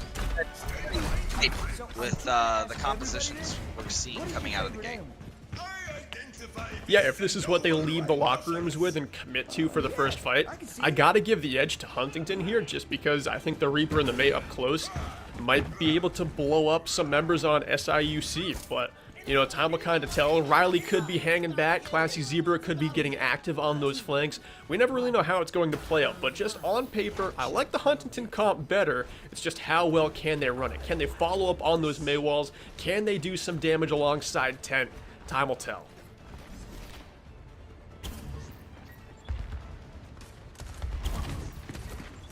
A little bit of posturing here. Zebra's already going in for the flank, and Huddy your buddy in some duress, but Dripix there with a nice little bit of peel to stave off the Tracer from SIUC Maroon for now. The wall goes up, it traps nobody on the side of SIUC, but it does buy Tent some wiggle room to go in and start swinging the hammer a little bit. Gets a tad too aggressive though and goes down to Pyro, popping the Nemesis form at just the right time to deal damage through that shield. And we've seen this a lot in the recent meta. We've seen a lot of Ramatra, a lot of Reinhardt. It's sort of pretty even back and forth depending on how you're getting in, what utility you're using early, and Pyro was just able to get a little bit more out of that engagement in the small room. Tent fell pretty early, and that was just a steamroll for SIUC getting into that point. And now they're going to reap that reward, 27% on the board. And now we do have Riley just kind of hanging out near the front line on Junkrat, and already Pyro has the Annihilation. Good to go. This could be an alternate that just decimates Huntington. The Pulse Bomb goes in. It's got the sticky stuff all over it. Finding a 2K. The Immortality Field is burned. And I mean, like chlorine in a swimming pool, that one is cleaned up. Yeah, they're going to have a hard time walking back home after that one in their high heels, Berkeley. Little bit of a trip getting into point from Huntington Esports. SIUC was able to get a really, really nice pulse bomb in the back line, taking out a tank and a support before Huntington knew what was going on. To your point as well, Berkeley, they're going to have that Annihilation online, so SIUC all but can confirm another fight in their books, unless if they get some crazy ult combo from Huntington Esports that allows them to create space and get in. The Maywall does go up. It doesn't really create any traps or buy any space. The Blizzard gets thrown in though, but Pyro popping the Annihilation, steps up into the front line, finds a 3K, can't quite find the fourth onto Timothy, but that's what Winchester's there for. Yeah, the rest of the roster was in the wait for Timothy as soon as Timothy got the kill on Pyro, and that's a Reaper versus tank. You're naturally going to see that against any tank you're up against. I don't think Huntington's going to be able to touch either, so that's going to be the first map in a convincing fashion going to SIUC, both having the Riptire, Pulse Bomb, Immortality Field. They had a lot of resources online, Berkeley, if Huntington tried to push in again, and I think that level of aggression is really what's putting them a cut above what Huntington's able to dish out. Yeah, and kind of going over to the story that Huntington's been telling us so far in this game. They had the May composition with a Reinhardt, but I don't think we saw a single player that got trapped in front of that May wall that they were able to clean up, cleave through. Right. So now they're switching over. Maybe Tent's going to play the Zarya here. It does look like Huntington is changing up the pieces of the puzzle. Nuke Do you think this is the right move? I mean, I love the first composition they ran, but it just was not clicking. Well, I think their mindset, Berkeley, and this is coming from a coaching perspective, a collegiate director perspective, I think that they're noticing they're just getting out damaged in these small corridors. And so by switching to Zarya, they'll be able to mitigate some of that damage, keep their players alive for just a moment longer in order to hopefully get a little bit more out, maybe find a pick or two in the backline. It was working up to a point, but Zarya only has so many bubbles, right, Berkeley? And Zarya is now backing up, hitting that reverse button, moving backwards into the space, if you will. Tint having a tough time getting in for this Huntington Esports roster. And to your point earlier, I think that this is a better composition than what they had earlier. Yes, the Mei Ryan combo would have been huge, but looking at SIUC's roster, they can just Junkrat over top of the wall, or they can Lucio right over top of the wall, or jump over the wall, or Tracer teleport around the wall, right? There's so many options for them in terms of mobility to get around that Mei wall. I do like the switch, but it's still, they're having a tough time finding their in. Yeah, they really are. And although Classy Zebra goes down right there, I think our observer, Petey, was just really giving us a good look about what's been working so well for SIUC Maroon. Is Classy Zebra's been playing their life excellently so far, just kind of poking and prodding at Huntington's side. And then the second they turn, Classy Zebra dips out of there and Pyro just steps into the fight when Huntington's at low resources. So Classy Zebra gets him distracted, and then Pyro and Riley come in and finish up with the heavy hitting damage. I liked Riley's Riptire play there as well. Noticing that Pyro was in the front line, that could have been a pretty easy kill very early on, but decided and opted to go for the back line. It means the Riptire was not effectively used. What a great immortality field coming out on the side of SIUC, keeping their roster alive on point. Both supports will not fall from that singular play by Winchester. And Pyro is all the way into this fight too, finally claims that kill onto Tenton at 90%.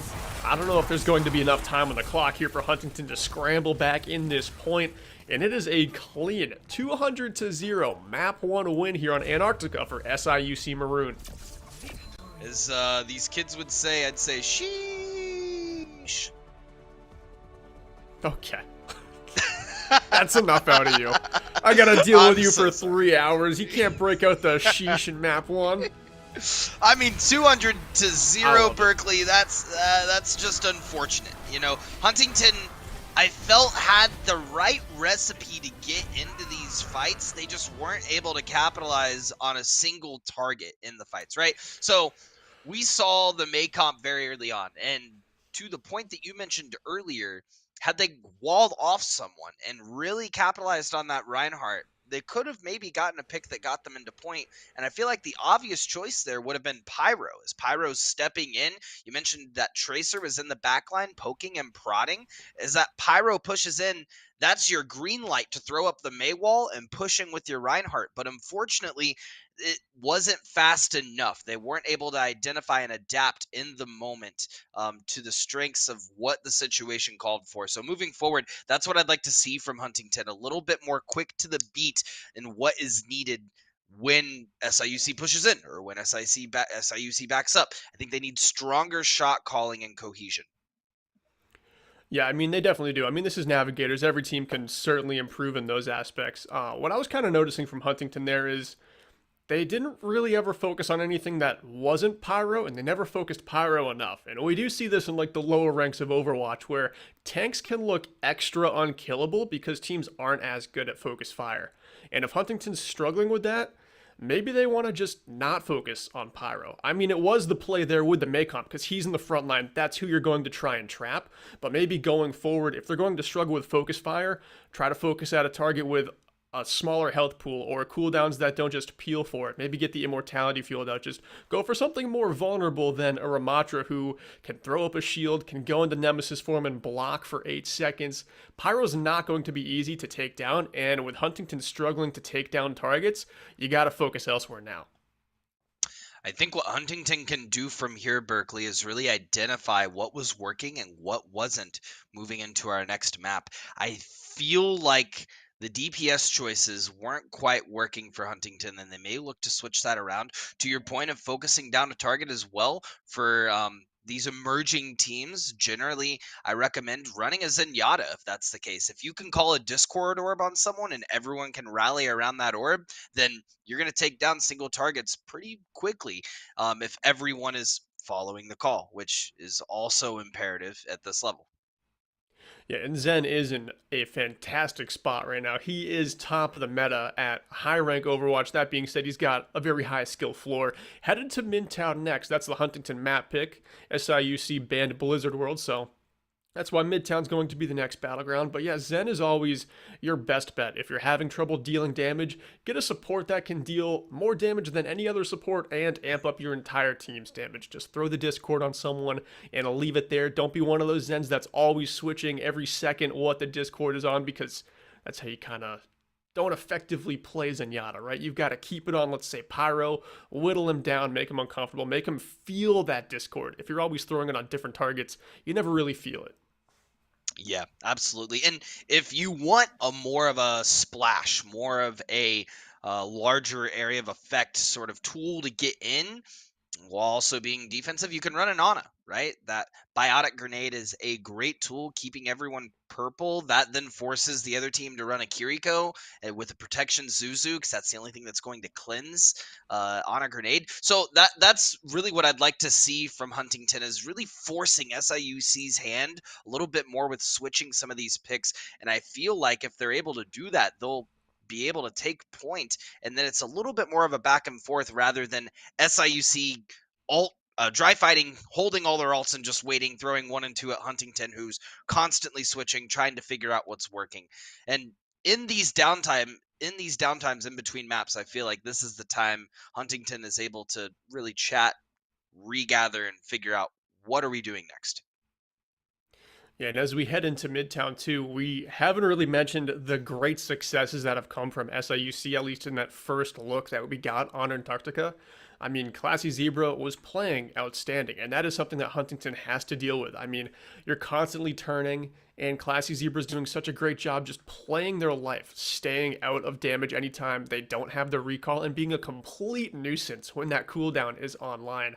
Nuke, if there's a Tracer just being a thorn in your side, what do you do to deal with that, especially when it's someone like Zebra who's so good at playing their life? I think you got to keep the back line tight, right? That's where I feel like someone like Lucio does come in handy in having it in the back line, getting your back line to your front line, or vice versa.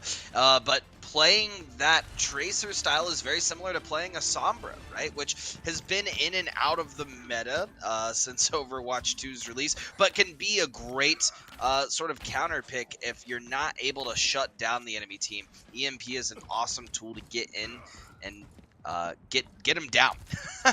But looking into this composition again, we're seeing Tint running this Zarya once more on attack. We're seeing kind of a hybrid of the two compositions that Huntington ran last round. Well, let's see how it works out for him. If Dripix is able to get some walls on Pyro, they could see a very early kill, or maybe even get a cheeky wall on Classy Zebra or Riley, who's pushing up a bit too much. And again, Classy Zebra, no longer on the Tracer here, right? On the Cole Cassidy, and I kind of like that mindset. Let's play a more defensive DPS hero when we're defending. Maybe you go back to the Tracer on offense to just kind of disrupt, but this look, the frontline Cassidy, I mean, look at this. Stepping into the fray with Pyro in his wings, and then Riley comes up with the first kill amidst all the chaos. Dripix goes down. Now there's no Maywall. That's a ton of the sustain taken out of this Huntington squad, and they're starting to fall like flies. Yeah, the sustain was taken down, Berkeley, because Pyro was a menace in the backline on top of both Summer, Bubble, and Hurdy Her Buddy. It is a massacre in that backline right now. Pyro kept both of those supports busy, which left the rest of Huntington kind of scrambling without any healing to support them. And so if SIUC continues dissecting the front line and back line of Huntington like we've seen in the first two maps, this is going to be a very quick series, and I hope Huntington is able to adapt appropriately.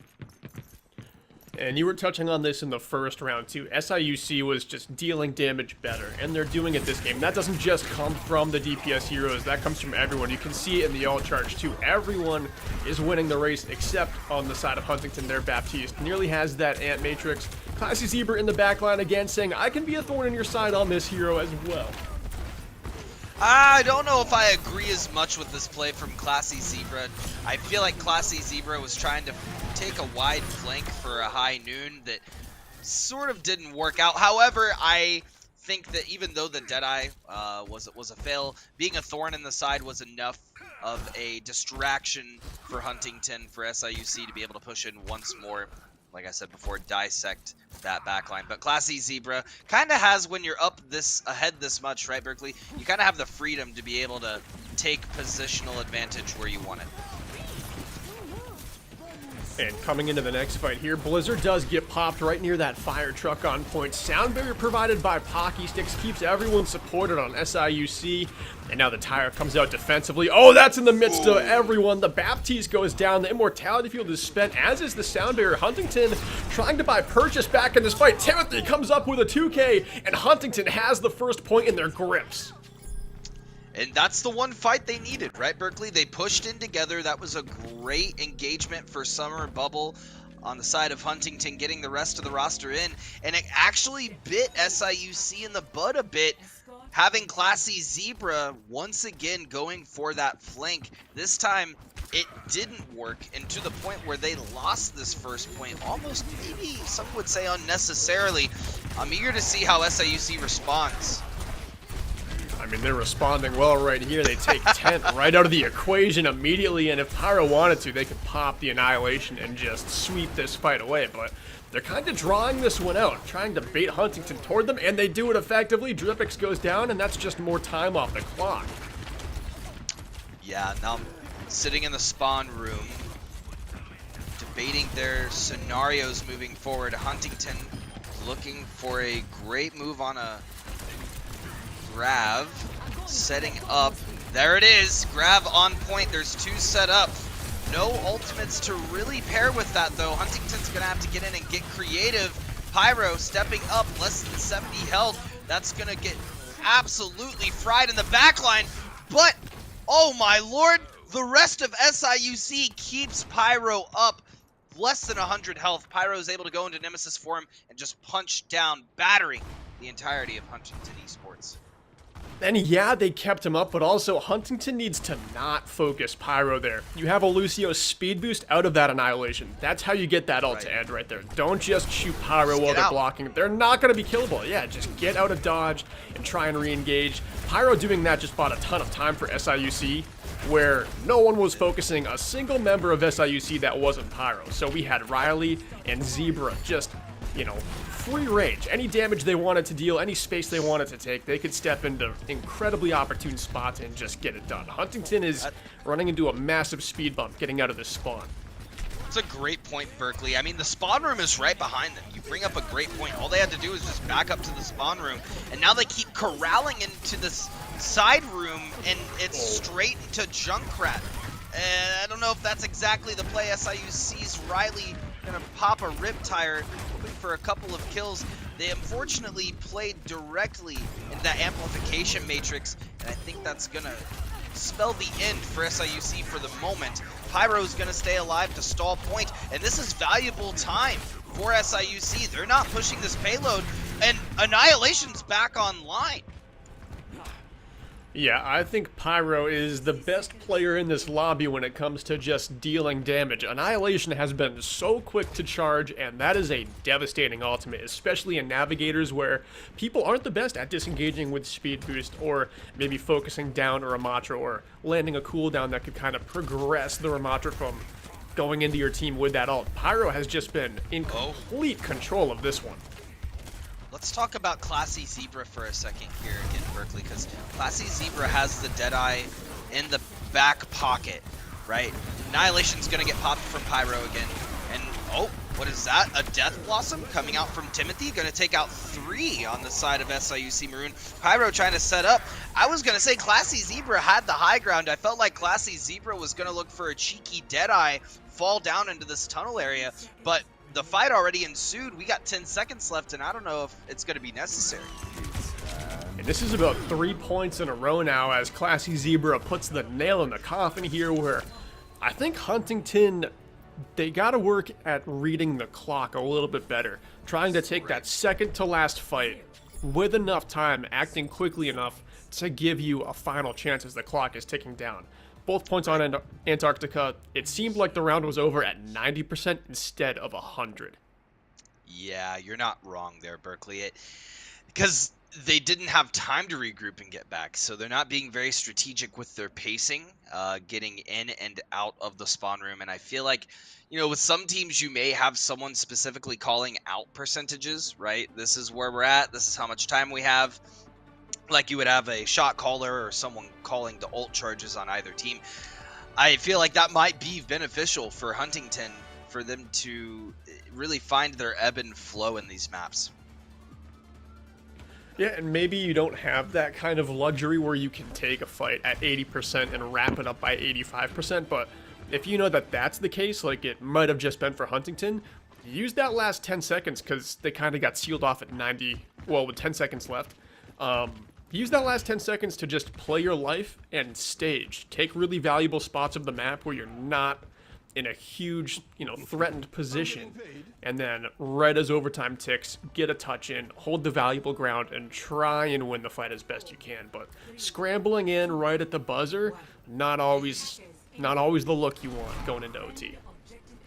No, it almost never is the look you want. And at this division, it may be what you have, but at least do it coordinated, right? And understand what ults they're going to have as you're getting there. So Pocky Sticks trying to amp up the rest of the roster on SIUC in.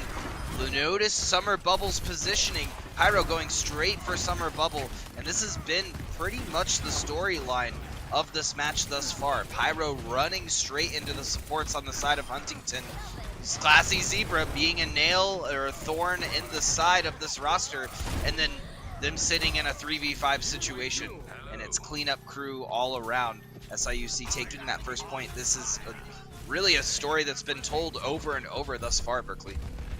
Yeah, and Chase, that pathing reminded me so much of the OG Huntington squad in their first season.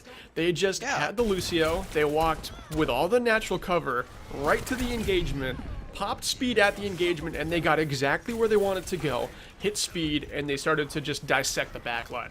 This Huntington JV team, they have trouble getting where they want to go. I don't even know if they know where they want to go. It just seems like pathing is just not something they're the best at, as Zebra finds a nice little 2K with the Pulse Bomb, and once again, this fight is looking to be wrapped up in quick fashion. Zebra is having a game so far, my runaway player of the game. It's between them and Pyra, but Zebra has just been effective on everything. Oh, agreed. And I think playing Ramatra, you might crucify me for this one, but I think playing Ramatra is a bit easier than, being able to play a Tracer. So I would have to agree with you in that regard, Berkeley. Classy Zebra has really taken it to that backline and really turned this game around for SIUC and really kept the same trajectory. Now up 2-0 in this series. Play of the game, excuse me, will go to Timothy on the side of Huntington. Yeah, Timothy came up big here to get Huntington point number 1, but they weren't able to continue that attack very much farther through the streets phase. Going into Escort next. I mean, hopefully Huntington can keep this one going a little bit longer. It seems like they're heavily relying on their ultimates. They've got a little bit of a break here, a couple minutes, and we'll be back with Escort.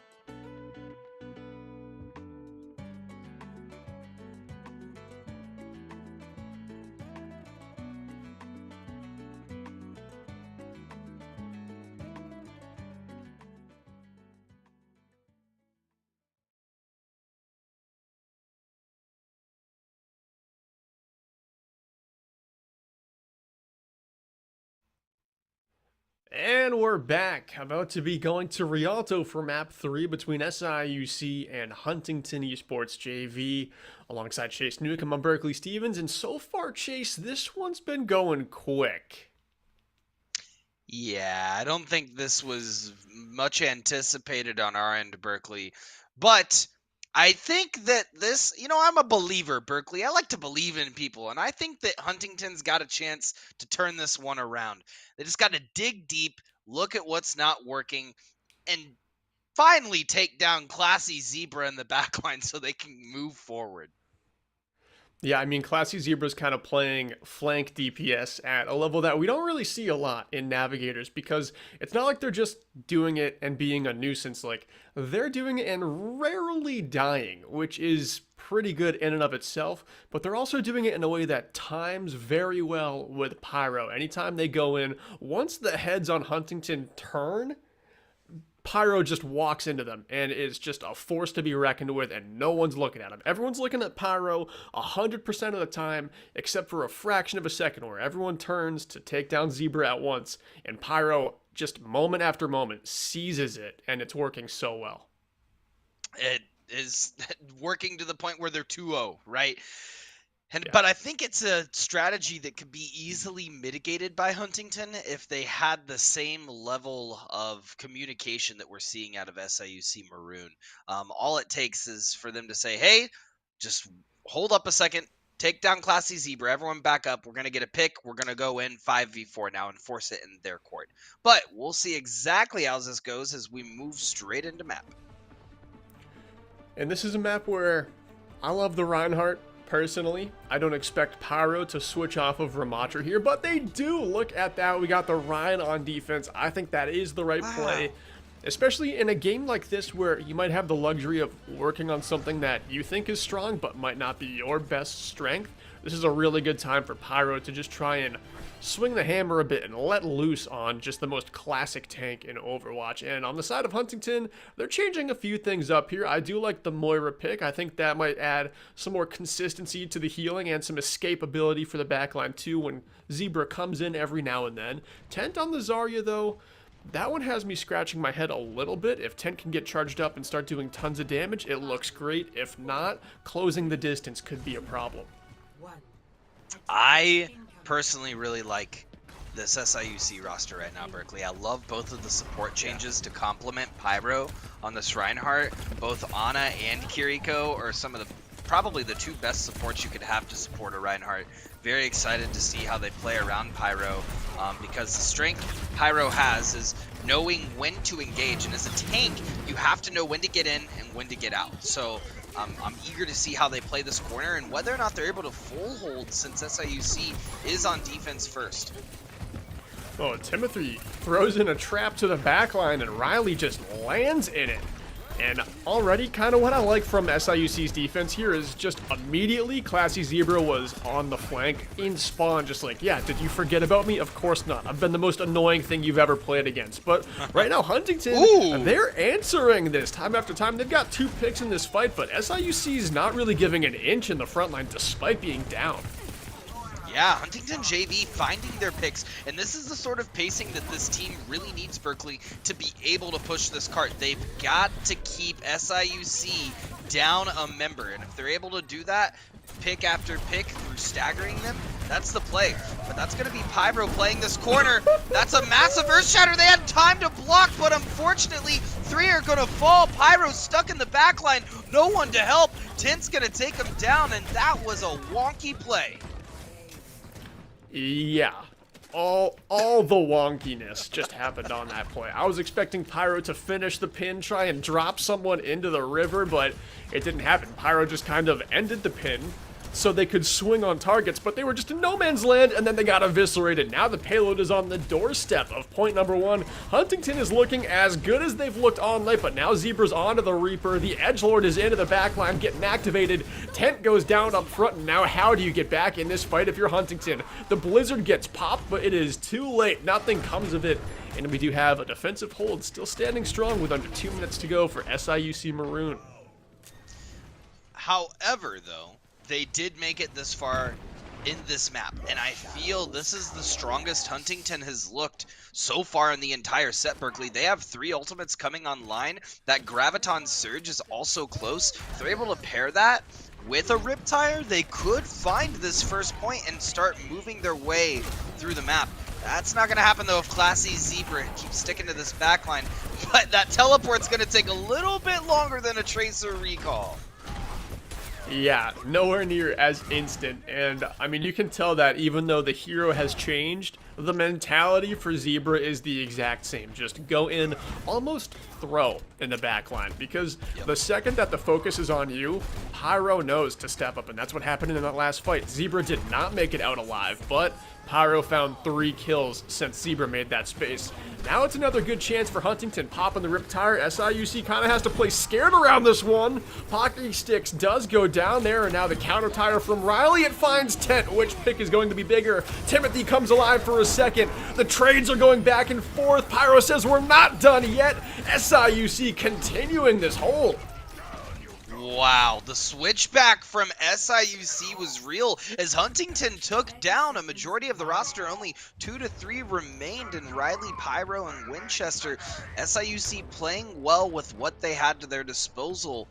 Huntington is gonna need to use this Graviton Surge. They're gonna need to use this Baptiste field if they want to make it through. We're hearing the amplification matrix, but in the backline, the biggest Death Blossom you've seen in this map from Classy Zebra will put the nail in the coffin for Huntington Esports. SIUC stopping it before the first point. Berkeley, that was phenomenal.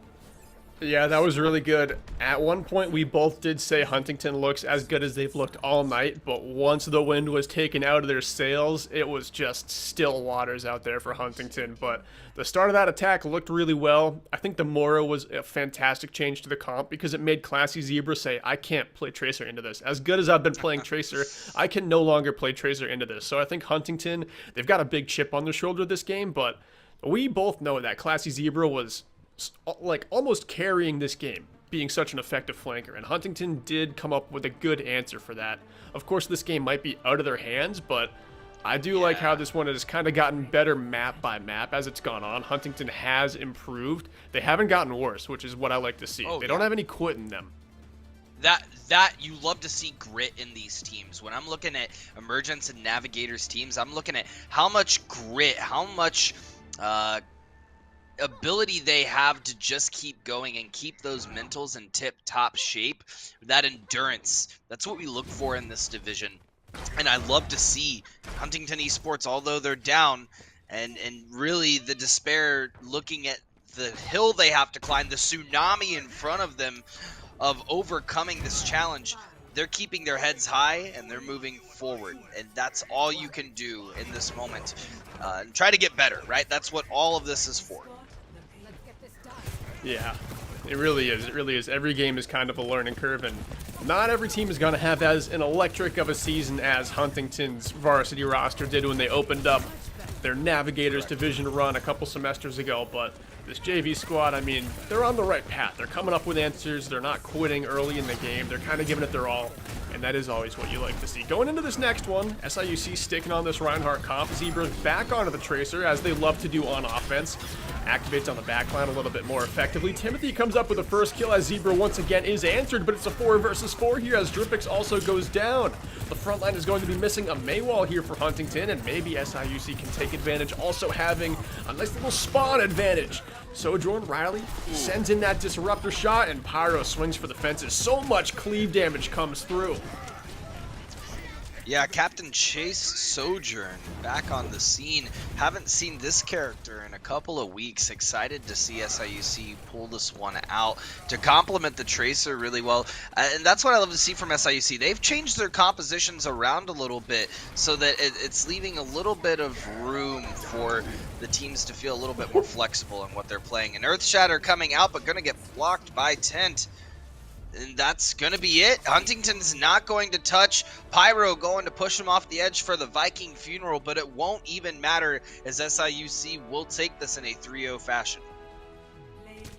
Yeah, I mean, SIUC was just looking clean tonight. Even the best attorney in the world couldn't get you out of that mess if you're Huntington. SIUC just came with a game plan. It was working for Zebra. And I mean, play of the game here, my player of the game for sure. Pyro had a phenomenal game. A lot of SIUC had great games, but they were all just enabled by Zebra going on those flanks, turning Huntington heads, and then there was so much room open in the front line. Absolutely. I mean, that's what we saw time and time again throughout the match. And as you said earlier, you brought it up, and I think it was a really good analogy, Alt Charge. Once the wind was out of the sails for Huntington, it was almost like they were dead in the water in that sense. They really tried, and they were pushing, but they just fell back into old habits that we were seeing on the first two maps, where they weren't able to handle Pyro and they weren't finding an in that backline, getting a couple of picks like they were very early in that third map. So I think this is definitely something to VOD review and something that they can take away and learn from.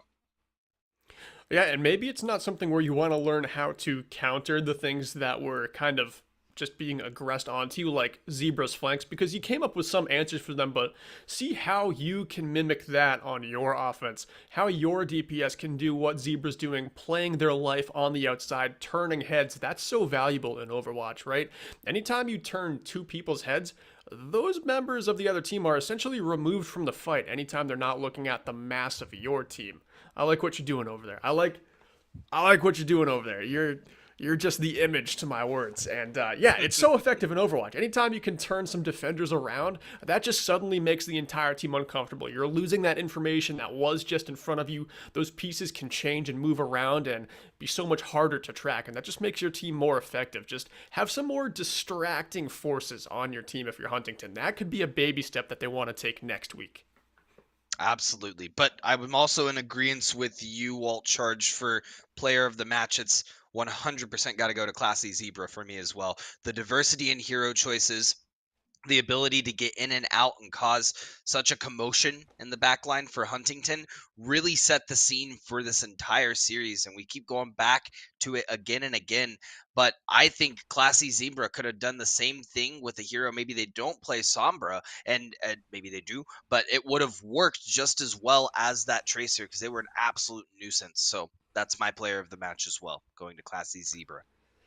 Yeah, and you can do that kind of role on any DPS hero. You could be on Hanzo just farther away, just off-angling on the side, turning heads. It doesn't have to be Tracer, it doesn't have to be Reaper. It's just a play style thing that Zebra was doing so well, fight after fight, every single fight staging the same way, going in with a game plan, and Pyro knew it as well. The communication was clearly there.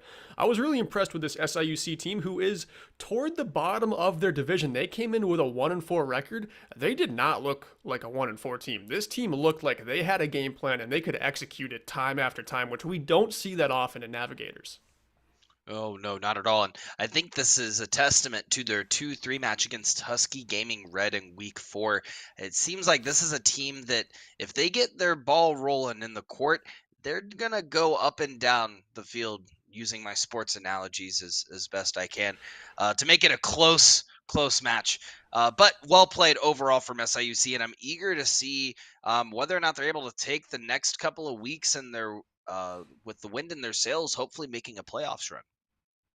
Yeah, we're getting to that point in the season, and kind of closing out this game, we are going to be your casting duo for the next game, stepping up the competition to the Champions Division. So we're taking quite a leap here. That game's going to be airing at 11 p.m. Eastern Time, and it's going to be University of Calgary versus Cal State Long Beach.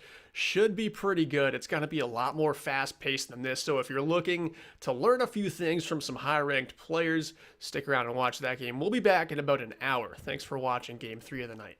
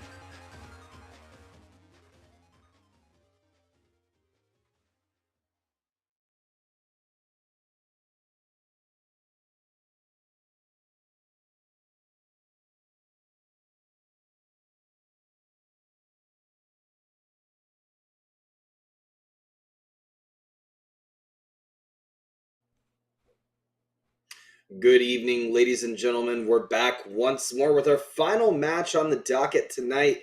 We have University of Calgary versus California State University Long Beach in the Champions Pacific Frontier Division. My name is Chase Nuclear Nukem, and I'm joined by Berkeley Alt Charge Stevens. Berkeley, how you doing on this late night cast? It's a chill evening for us. Yeah, oh, Chase, you know I'm tired because we've been waiting around for an hour. I've been cutting some yew trees in old school RuneScape, but I'm fired up for this game because it is going to be way more fast paced than the previous set. So, as the energy and the action goes up in the game, of course, my energy comes up as well. I'm looking forward to this one. Casted CESU Black last week, and they performed really well. They beat UC Davis. And it was a fantastic performance from Nave on tank, and Aesthetic Sock came into the game late, but ended up being the player of the game for that game, even though they just played the last two maps. So I'm looking forward to see what this team can put together in this series. Yeah, unfortunately, last week I was a little under the weather. We had Tugboat coming in as a veteran caster should in a time of need, able to come in and swoop and help you for the set. And it seemed like a pretty amazing set. Going into this one, though, records tell the facts, right? They really shape a story. California Long Beach had a little bit of a struggling season. They took their first map last week against the Ottawa Braves, whereas CESU is 3-2 and looking like they're going to have a strong playoffs run going into this season. Yeah, one thing about California Long Beach is they are one of two teams to take a map off of number one seed Ottawa Braves. Don't know how they did it. Didn't get to see that game on broadcast. I don't know if it even was broadcasted, but that is nothing to slouch at. I don't know if Ottawa was throwing a map away. I kind of doubt it because it's Champions Division and they want that number one seed late in the season, and that was just last week. So maybe Long Beach kind of found their stride late in the season, but I mean, for that being their only map win of the entire season and it comes off the number one seed, pretty remarkable. Yeah, I mean, going into this map, it definitely puts the wind in their sails a little bit. And that's the underdog story, right? You could always have a situation where, as insurmountable as the odds may seem, you can clutch one out for the team. So going into tonight, I'm eager to see what they have in the docket. I think we're ready to go over and see what is in store on the side of each side's teams. Yeah, taking a look at the lineups here, we're going to start off with CESU Black. And pretty much the same as we had last week. Aesthetic Sock and Fi are going to be your damage dealers. Nave is going to be holding down the front line on tank. And then Sock and Sinner will be in the back line, making sure everyone stays nice and healthy. Yeah. And on the side of California Long Beach, we have here in Spirit, Internal Abandoned Squid, and Stalloon. Not too familiar with the Long Beach roster, but again, I'm looking to see where their carry potential sort of comes from. I do like how I have a little bit of insight on U Calgary, just kind of where their strengths lie. Nave seems to be an incredible tank. They've got good supports. Aesthetic Sock plays Echo at a really high level, which is always fun. But on the side of Long Beach, I don't have the insight, so I'm looking to find it as we get later into the season. I love to find out where the strengths are with these teams. So, getting into this game, headed into control for map number one, we have Oasis banned and Antarctica picked again. So, Chase, 2 games in a row, we head to the frozen tundra for map one. Yeah, I'm eager to see Antarctica twice tonight now. That's something special. As we talked about a little bit earlier, you're usually seeing like a Lijiang Tower map one, maybe even an Oasis, but Antarctica, that's not very commonplace. So when we saw that that was happening in the first game, I was like, all right, gotta quickly change my background because I love this map. And now going into the second match, we got it again. So I'm here. I'm big chillin', as they might say. Yeah, big chillin' indeed, of course. Firing off the puns. The late night holds no bounds for your puns. I love it. Chase, what I like to, take a look at as we, cast a Navigator's game or like a lower division game, and then we go up to Champions or sometimes Legends. Just kind of see how the two teams play differently, whether it's from a comp standpoint, what they're doing with their backline or their damage dealers, just what sort of changes. So that's kind of something that I want to look at and stay focused on with you as we get to spectate Antarctica going in right now. Yeah, I'm eager to see what level they bring as well, Berkeley, and exactly what the adaptation is going to look is. Overwatch 2 is very different from Overwatch 1. Ready for battle. Have three counters. Two tanks switching off to counter directly with the other tank throwing at the team. It is looking like we're going to see a classic brawl comp on the side of that would be champion. Oh, I'm sorry. That would be CSEU Black. On the side of CSULB, they're going to run more of a dive composition. And on this first point, that's pretty interesting because you are playing kind of central in this point, but there are a lot of ways to engage, get in, and out. So this dive composition could work to the benefit of Long Beach. Yeah, high ranked, two totally different weapons that are being brought to this fight. We'll see which one is a little bit sharper as Staloon goes in for the first engagement. Yeah, it's going to be Nave now coming off the back, getting a smack on Staloon, the ball player, and hitting a fire strike on Abandoned. That's going to send Long Beach packing back to the spawn room, and Calgary is going to take first point. Very quick cleanup, Berkeley. Not much to say in that engagement. They called exactly, knew exactly where the dive was coming from, and that's the weakness of the dive, right? If you get caught and staggered, then you're not playing the dive correctly. Yes, somehow Long Beach has to keep their backline at a distance from CESU Black, and it's not always easy as Sinner hits the speed, and Nave always is going to be hunting for internal and Abandoned, and comes up with those kills yet again in back-to-back fights. Ooh, Staloon trying to get a cheeky knock over in the back line, and it's not going to happen. But we are going to see a quick flip back on to the side of Calgary. They only gave it up for about 6%, and truthfully, it was because I think they were being a little too aggressive. Yeah. Chase, dude, you want to see something cool? Nave is going to fire strike through this Ant Matrix to perfection. They were doing this frame perfect last week when I was casting with Tugwood. I'm looking to see if they can get it going again. Oh, okay. Yeah, I'm here for it. 100%. Well, that's going to be a quick kill. Cole Cassidy taking out Squid.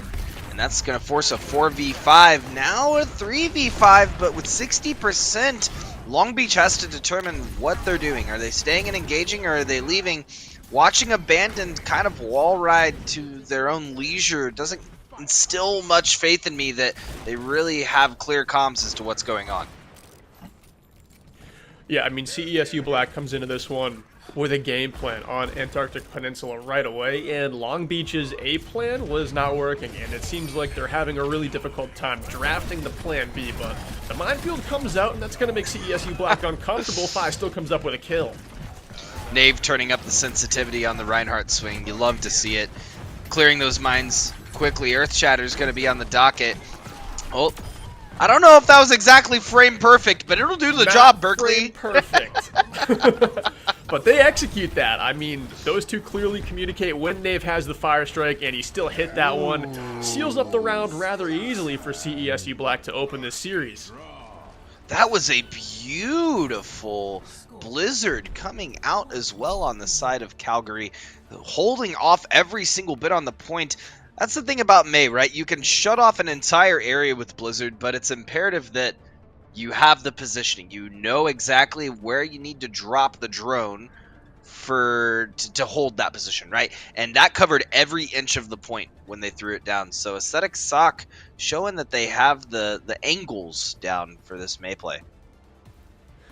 Yeah, and I'm not surprised to see them playing May. It seems like Fi is the dedicated hit skin, and Aesthetic Sock, she is more of the flex DPS, but I'm hoping at some point in this match we do get to see her play the Echo, because I'm telling you, it was a treat last week to watch the action on Dorado when she just put the team on her back.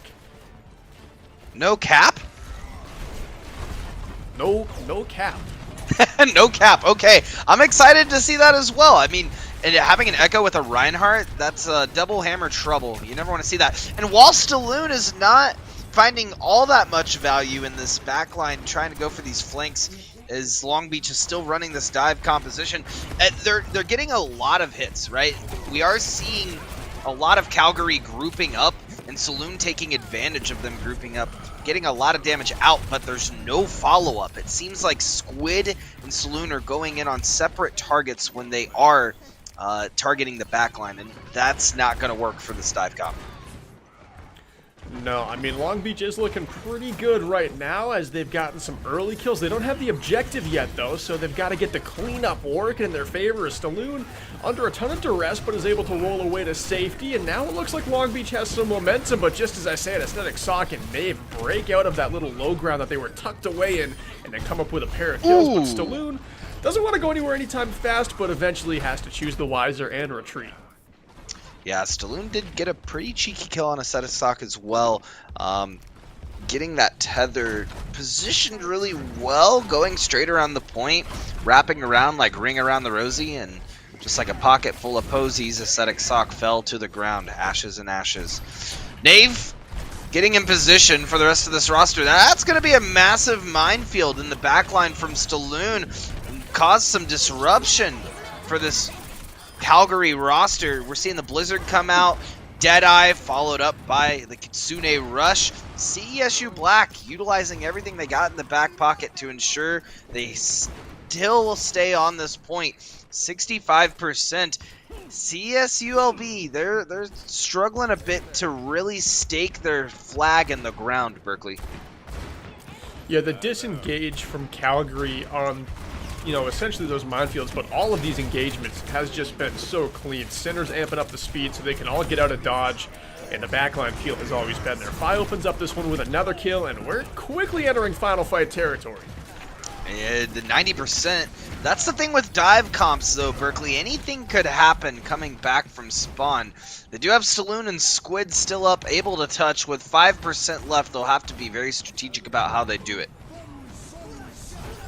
Staloon comes in. Fi is safe from the dive thanks to a sound barrier from Sinner as she pops that at just the right moment. But now Long Beach is back. The reinforcements have arrived, Chase. Yeah, they have. Fighting in the back line now. That's going to be May getting rid of the sticky grenade. Falling low. That's going to be Sock keeping up Ascetic Sock. And you got to have a pair of socks in order to win. Going for both in the back line. It looks like Gold will take the point as they do have to push back a little bit. Nave and Sock falling back into this corner room, kind of getting corralled in. They're going to have to regroup with the rest of the team. But in terms of ultimate economy, it's looking really good for Calgary. They got 4 ultimates coming online. Kitsune is going to be posted on point. We're here in the Deadeye in the backline. That's going to find Squid. Ascetic Sock does have Blizzard as well to sort of cap this out. And it's looking like Calgary, this is their fight to lose. Definitely their fight to lose as Nave swings through here in spirit. And the overtime look starts to tick down. The Long Beach members are starting to dwindle as well. It's just a lone Kiriko left as Staloon rolls in with about 10 HP. And that's going to do it here from the Antarctic Peninsula as Calgary take map number 1. And that is the second time tonight, Berkeley, that we've had a 2-0 in Antarctica. Things are pretty cool down there, but they go pretty quick. Ascetic Sock in natural May fashion will get the play of the game. I mean, what are you expecting? It's Antarctica. May's got to get the play of the game, right? Yeah, it's a May home game, and Ascetic Sock, we know how talented they are at DPS, and I'm really not shocked at all to see how well they fit in to a Rhine composition playing the May. Absolutely. Second map. What are your thoughts? What do you think we're going to go to based on what we saw from Long Beach thus far? I think that they might want to switch off of this dive composition if they're going to have a chance in this series. Yeah, either switch off the dive composition or pick a map that is way better suited for dive. Antarctica is one of those control maps where you can get away with it, but I think it works best on the one point of Antarctica that we didn't actually see, that third and final point that that's when dive really kind of gets the open space that they love to play in. But for those two maps, the Reinhardt and the Mei, they can really trap you. I mean, the walls were effective. Nave is just a force in the front line. So I think now that Long Beach has the map pick advantage here, if they want to keep running the dive, they can pick the map for that. But if the map doesn't call for it, you're going to get battered by this Ryan Mei comp. And even so, we're going into hybrid next. Naturally, it's just going to be a little bit harder to run dive on your options you have in hybrid, right? Kings Row, if you're going against a Reinhardt in Kings Row and you're running dive, you're just going to have a straight bad time. It's not going to be good. So, especially if you have the Mei to sort of block off these corridors, paired well, putting next to the payload and really shutting things down when it comes to dive composition. If you're a tracer and you're trying to teleport back and you're stuck on a Mei wall, well, you're stuck between a rock and a hard place, quite literally. So I think that they're going to have to switch some things up if they want to reap better results in this series. Yeah, they did ban Blizzard World. Calgary took that off the board, and it looks like we're going to be... Okay, that can't be right. Paraiso, that's a push map. Right, Chase? There ain't no way we're going there. Oh, yeah. No. Paraiso's totally hybrid. I'm thinking okay, of Berkeley? Esperanza. You're thinking of It's so Esperanza. late, dude. I am just running on fumes. I was up at 6 in the morning to go skiing today, and I did not get a sufficient nap. But we are going to Paraiso. I like that pick. That is actually a very dive-heavy pick. They can get away with it here, especially point 1 and 2. Third point, they might have to change it if they get there, but I think this definitely suits the dive comp for the first two objectives. Yeah, I definitely have to agree with you. And Calgary is actually going to start on defense, so that's going to force Long Beach on the offensive first. I think that's a good play from Calgary to feel out what Long Beach is going to be able to do with a dive composition on a map like this, so they can retaliate sort of appropriately. Gives them a little bit of time in the first 2 points to sort of figure it out if they need that time. But overall, I think this is starting to get a little competitive. I think this was the obvious choice for Long Beach and Calgary. And I think playing defense first is going to play to their advantage in this series. Yeah, without a doubt. I mean, if Calgary can get a full hold here, that could just mentally take Long Beach out of this game on map 2, because they got a 2-0 win on map 1. I know it's a bold statement to say that they could just be mentally done at map 2, but it's a late night game. I know this is West Coast Division, but still, you go down 0-2 on control, you get full held. This is where Calgary's trying to make a statement, where they break out maybe a mobile comp of their own. I'm looking to see Aesthetic Sock play Echo here. That's what I'm expecting. I hope it's what we get, because I'm telling you, we will be gifted something really special if they rock that hero. I hope she does. I think that would be pretty hype. But we're going to go into the map. We're going to figure out what's going on the field. So, dive can play well on this map, Berkeley. But on this first point, I also think if you have the capability to get a Reinhardt in there, hold it down on that point. You have like a Symmetra to get you up and down off of the points, to mitigate the risk of not having as much upward mobility. I think it works. But like you said, we are going to see a swap in composition. Aesthetic Sock will move over to the Echo, and Nave actually moving over to Winston, a hero that we haven't seen very often in Overwatch 2. Yeah, really haven't seen it too much, but Nave was playing it a lot last week. It seems like that's the hero they love to play with dive comps instead of the Wrecking Ball. Some diva here and there, but definitely loving that shield. So just in case the other team is running an Ana or a Baptiste, you can shield off those healing. And that is how Calgary love to play. They love to mitigate what your backline can do, while just kind of maybe doing a little bit less damage on the Winston, but more effective damage if you couldn't get that healing through. But this Long Beach team, they're not going to have to worry about that with their backline, but they are going to have to worry about peel, because Calgary is going to be diving heavy every single fight. It's going to be 5 coming in first, and then the dive straight on top by Nave and Aesthetic Sock. Yeah, speaking of that dive, I don't know if Long Beach has what it takes in the tank to withstand this dive when it comes to support line. Briggs Zen is not a support line I typically agree with. I think that there's a lot of single target healing there and not a whole lot of healing output. All it's going to take is an Sock's biotic grenade like we just saw, and a little bit of a poke in the backline from Fi. Oh, but what's this? Abandon getting the pick. Knave is going to clean it up though on Here in Spirit, getting a quick kill as well, and they're going to push in. That's the nature of this dive. It's syncopation, getting in and out. Timing is crucial, and unfortunately Long Beach hasn't really found that timing quite yet, but having this Discord orb could really shorten the parameters needed getting in and out of these points. So maybe I was wrong, but I don't know how I feel about this Brig, Berkeley. Yeah, Brig's End is definitely a healing comp where you can really only run it with a Wrecking Ball, because usually Staloon or whoever's playing the ball can go around and get health packs, and you really just have to worry about keeping a harmony on your Brig or on Squid, on the Tracer.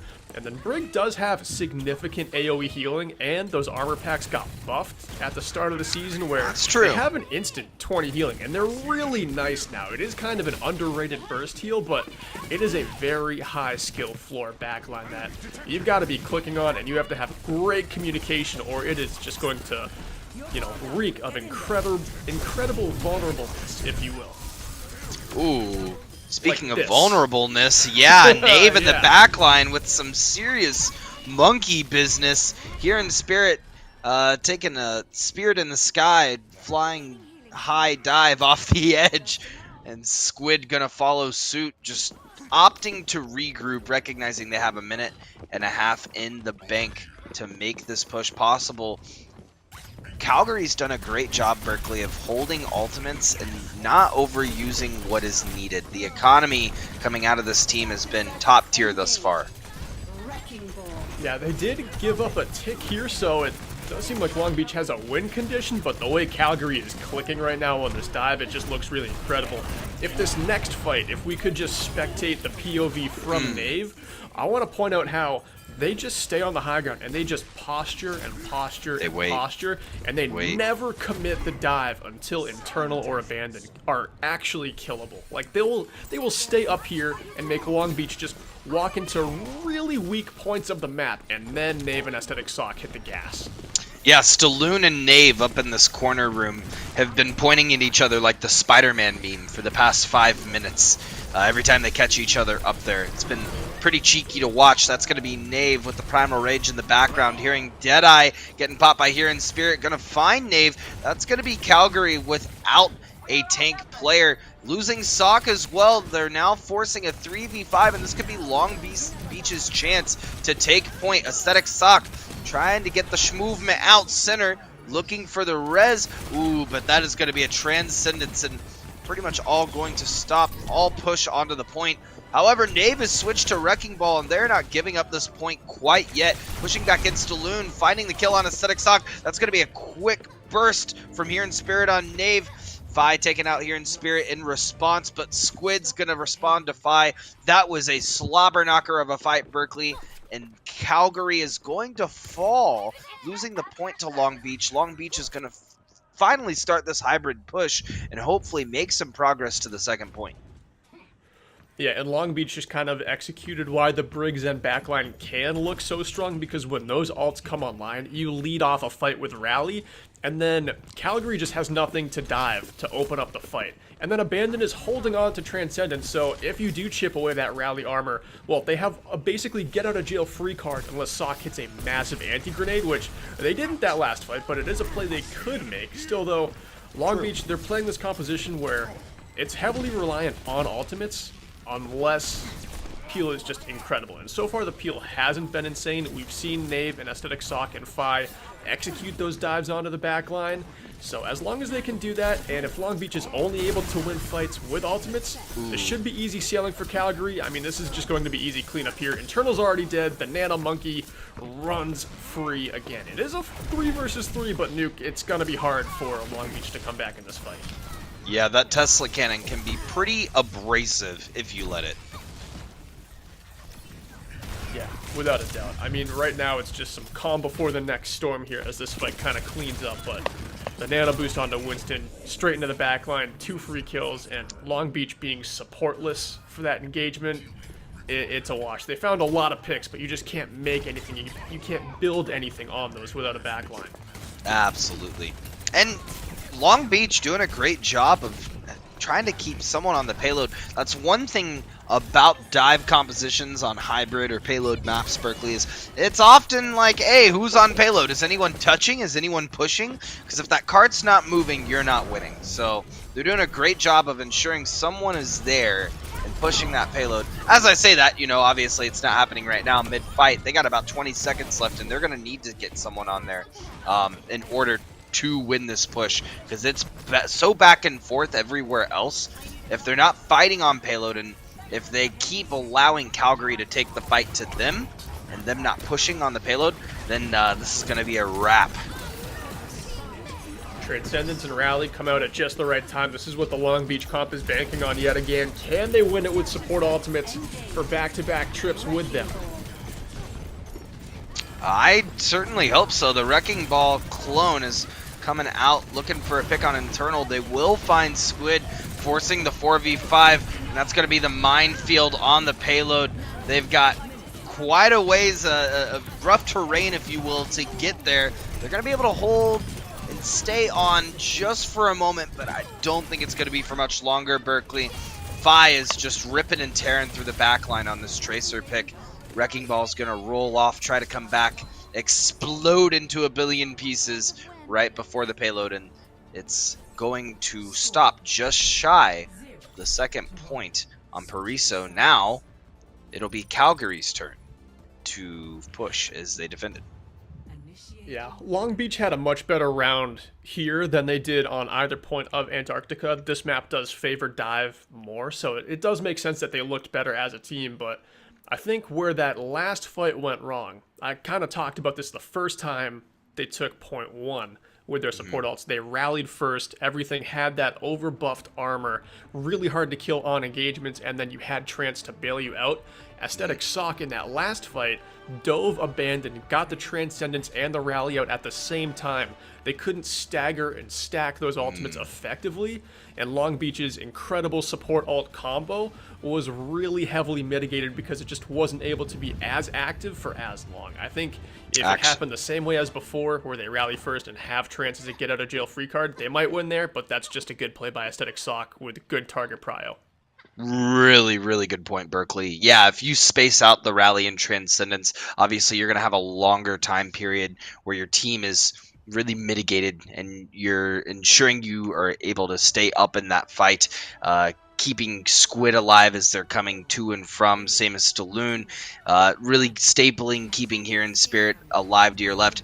But now that Calgary's pushing, they're actually going to take the fight to Long Beach and run a similar composition that they've been seeing Nave now on the Wrecking Ball, and looking to backcap very early, getting to point and realizing they have high ground, saying, maybe this wasn't a great idea, going for that big health pack immediately. And I wonder what the play is here too, with Nave now sticking to the Wrecking Ball. Is Nave gonna be the head of the spear? Because we're used to seeing Fi kind of spark the engage when they play Winston, but I figure Nave is going to go in for early slams and then have that be followed up. I think Nave is trying to play ball like he was Winston, right? We're seeing Nave get in and out of these crevices, looking for a hiding spot to get back in and find a pick, but unfortunately they're not really able to get that pick, as Long Beach has held up really well and pods of 2 on this high ground. As soon as Nave turns the corner, they're finding damage on the other end of that ball. But wait, the Biotic Grenade will confirm a kill. Aesthetic Sock able to take down Staloon. That's now going to push a 4v5 on point. Nave might find the angle they're looking for now. That's going to be a tether. Moving up, getting to the high ground, knocking one up and finding the kill on Here in Spirit will kick off the fight. Wow, Sock threw the nade in too, right on the Here in Spirit. That was just crisp. I mean, you slam in like that, especially when 3 people go skyward, and then you throw in a nade. It's not gonna miss. That's so much burst damage. Great play there by Sock, comboing that cooldown. Yeah, Sock has been on point with these Biotic Grenades, and as an Ana player, you have to determine in these fights what's crucial, because that cooldown takes a bit of time, right? And you're utilizing all of your burst healing that you have for damage and obviously anti-healing. So pairing it with a slam like we saw from Nave, was just top-level execution. As a side note, I love the music on this map. It's probably like the most banger payload music that we've gotten in Overwatch, bar none. Oh, yeah, it's just like entertaining Lucio elevator beats. Need a chill Oh, out I love, playlist. dude, the res cancel to dodge the pulse bomb, Sinner. Such a nice heads up play that is just like so under the radar, something we're not expecting to see, but the res cancel and the mercy movement to get out of the way there, and now CESU Black is kind of still in this fight a little bit. I love that. Well, that's a Star Mercy player. Absolutely. Being able to have the movement on deck like that is imperative. And we're seeing Aesthetic Sock choose the Wrecking Ball again as their ultimate. They have a lot of ultimates online. We heard the Pulse Bomb come out from Fi as well. And that might be another minefield we could see from Nave. The Nano's going to come out as well. And they're getting closer and closer to this point, Berkeley. They got 3 minutes still left on the docket and about 15 meters. Yeah, Chase, I mean, they would love to hold these spawn chokes here, but Long Beach has those support ultimates coming up. They still are well within the range of staying in this game. Oh! Night here in Spirit. What a play from Sock. That sleep is going to put here in Spirit in low spirits as they're going to fall into a deep slumber in the middle of that Deadeye. Great play from Sock. Jeez, that was tough. I mean, that Deadeye was propped up in such a nice spot on the high ground, but of course just gets put to bed there. 1.7 meters left until the payload reaches its final destination here. And is it going to get done? The roundly gets popped. Transcendence is coming out of spawn. This one's not over yet. Under a meter. They've got to stay on it, Chase. Wow. And look at the transition. Stalloon recognizing they're going to die, so that's abandoned. Alting in, using the Transcendence to get in. And what does CESU Black do in response? They back up. They just wait out that Transcendence, baby. They say, we're going to hold up. Watch that Zen do his cool arm thing, and then we're diving afterwards. Great play all around from Calgary as they're going to take the second map in the series and position themselves for their first 3-0 of the season. Yeah, I mean, the awareness in this game from Calgary was just really, really crisp. I mean, being able to be in a right spot, sensing the Deadeye coming from the high ground, getting the sleep, knowing that the last chance for Long Beach was a good Transcendence, and then they're just able to disengage right there. Like you said, they just back up and wait it out, and then go in and win a fight easy. If they tried to fight that Transcendence head on, it's probably a thrown fight, but just some awareness won them that last fight and made it look easy. They knew that they had less than a meter left too, right? They said, there's two supports here. We're all here. We're just going to hang out for a second and then re-engage, which is exactly what we're going to do after this short break. We're going to hang out for a second and then we're going to re-engage right after this.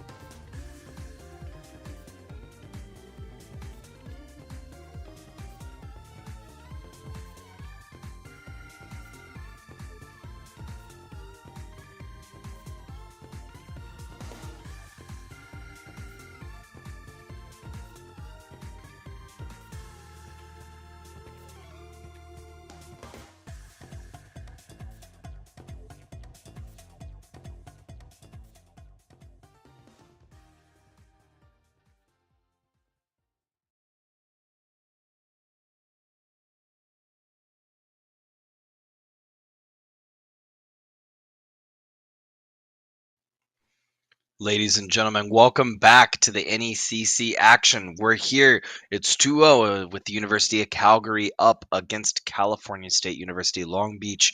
My name is Chase Nuclear Newcomb, and I'm joined once again by Berkeley Altcharge Stevens. Berkeley, it's 10:47 where I'm at. I know it's later where you're at. We got some late night Overwatch ahead of us, and with CESU banning Junkertown and CSU picking Rialto, what are your thoughts going into the next map? It kind of seems like they went back to a more linear, more brawl-centric map. Maybe that's the composition that Long Beach wants to come out with. We've seen them play the Wrecking Ball comp twice. It's probably their best comp, but I just don't think they can go toe-to-toe against the Calgary Dive, and they haven't tried to go toe-to-toe against the Calgary Brawl. So maybe that's what we see here on Rialto. Again, it wouldn't surprise me if these two teams who love running Dive just go ahead and run Dive here. I mean, anything is in the cards, but I am kind of expecting more of a Reinhardt slugfest, maybe a Ramatra, maybe Sigma. I'm not quite sure, but maybe getting away from the Dive comps here. I would have to agree with you. With CESU starting defense, I think that they're looking to repeat what we saw on Hybrid in the previous map. And with it being Rialto, they could get a pretty good full hold if they're good. But we're going to see going into the map what these teams are going to decide in terms of composition. As we start to head in here, we'll get a good idea of what these teams are going to play, at least what Calgary is going to play, as they won't have the luxury of hiding their hand in the locker room for a little bit. But I am expecting, oh, look at that. They're going to go with Nave on the Winston. That is, I think, his favorite hero, so it makes some sense. And we're dive v dive again on a very linear point of Overwatch.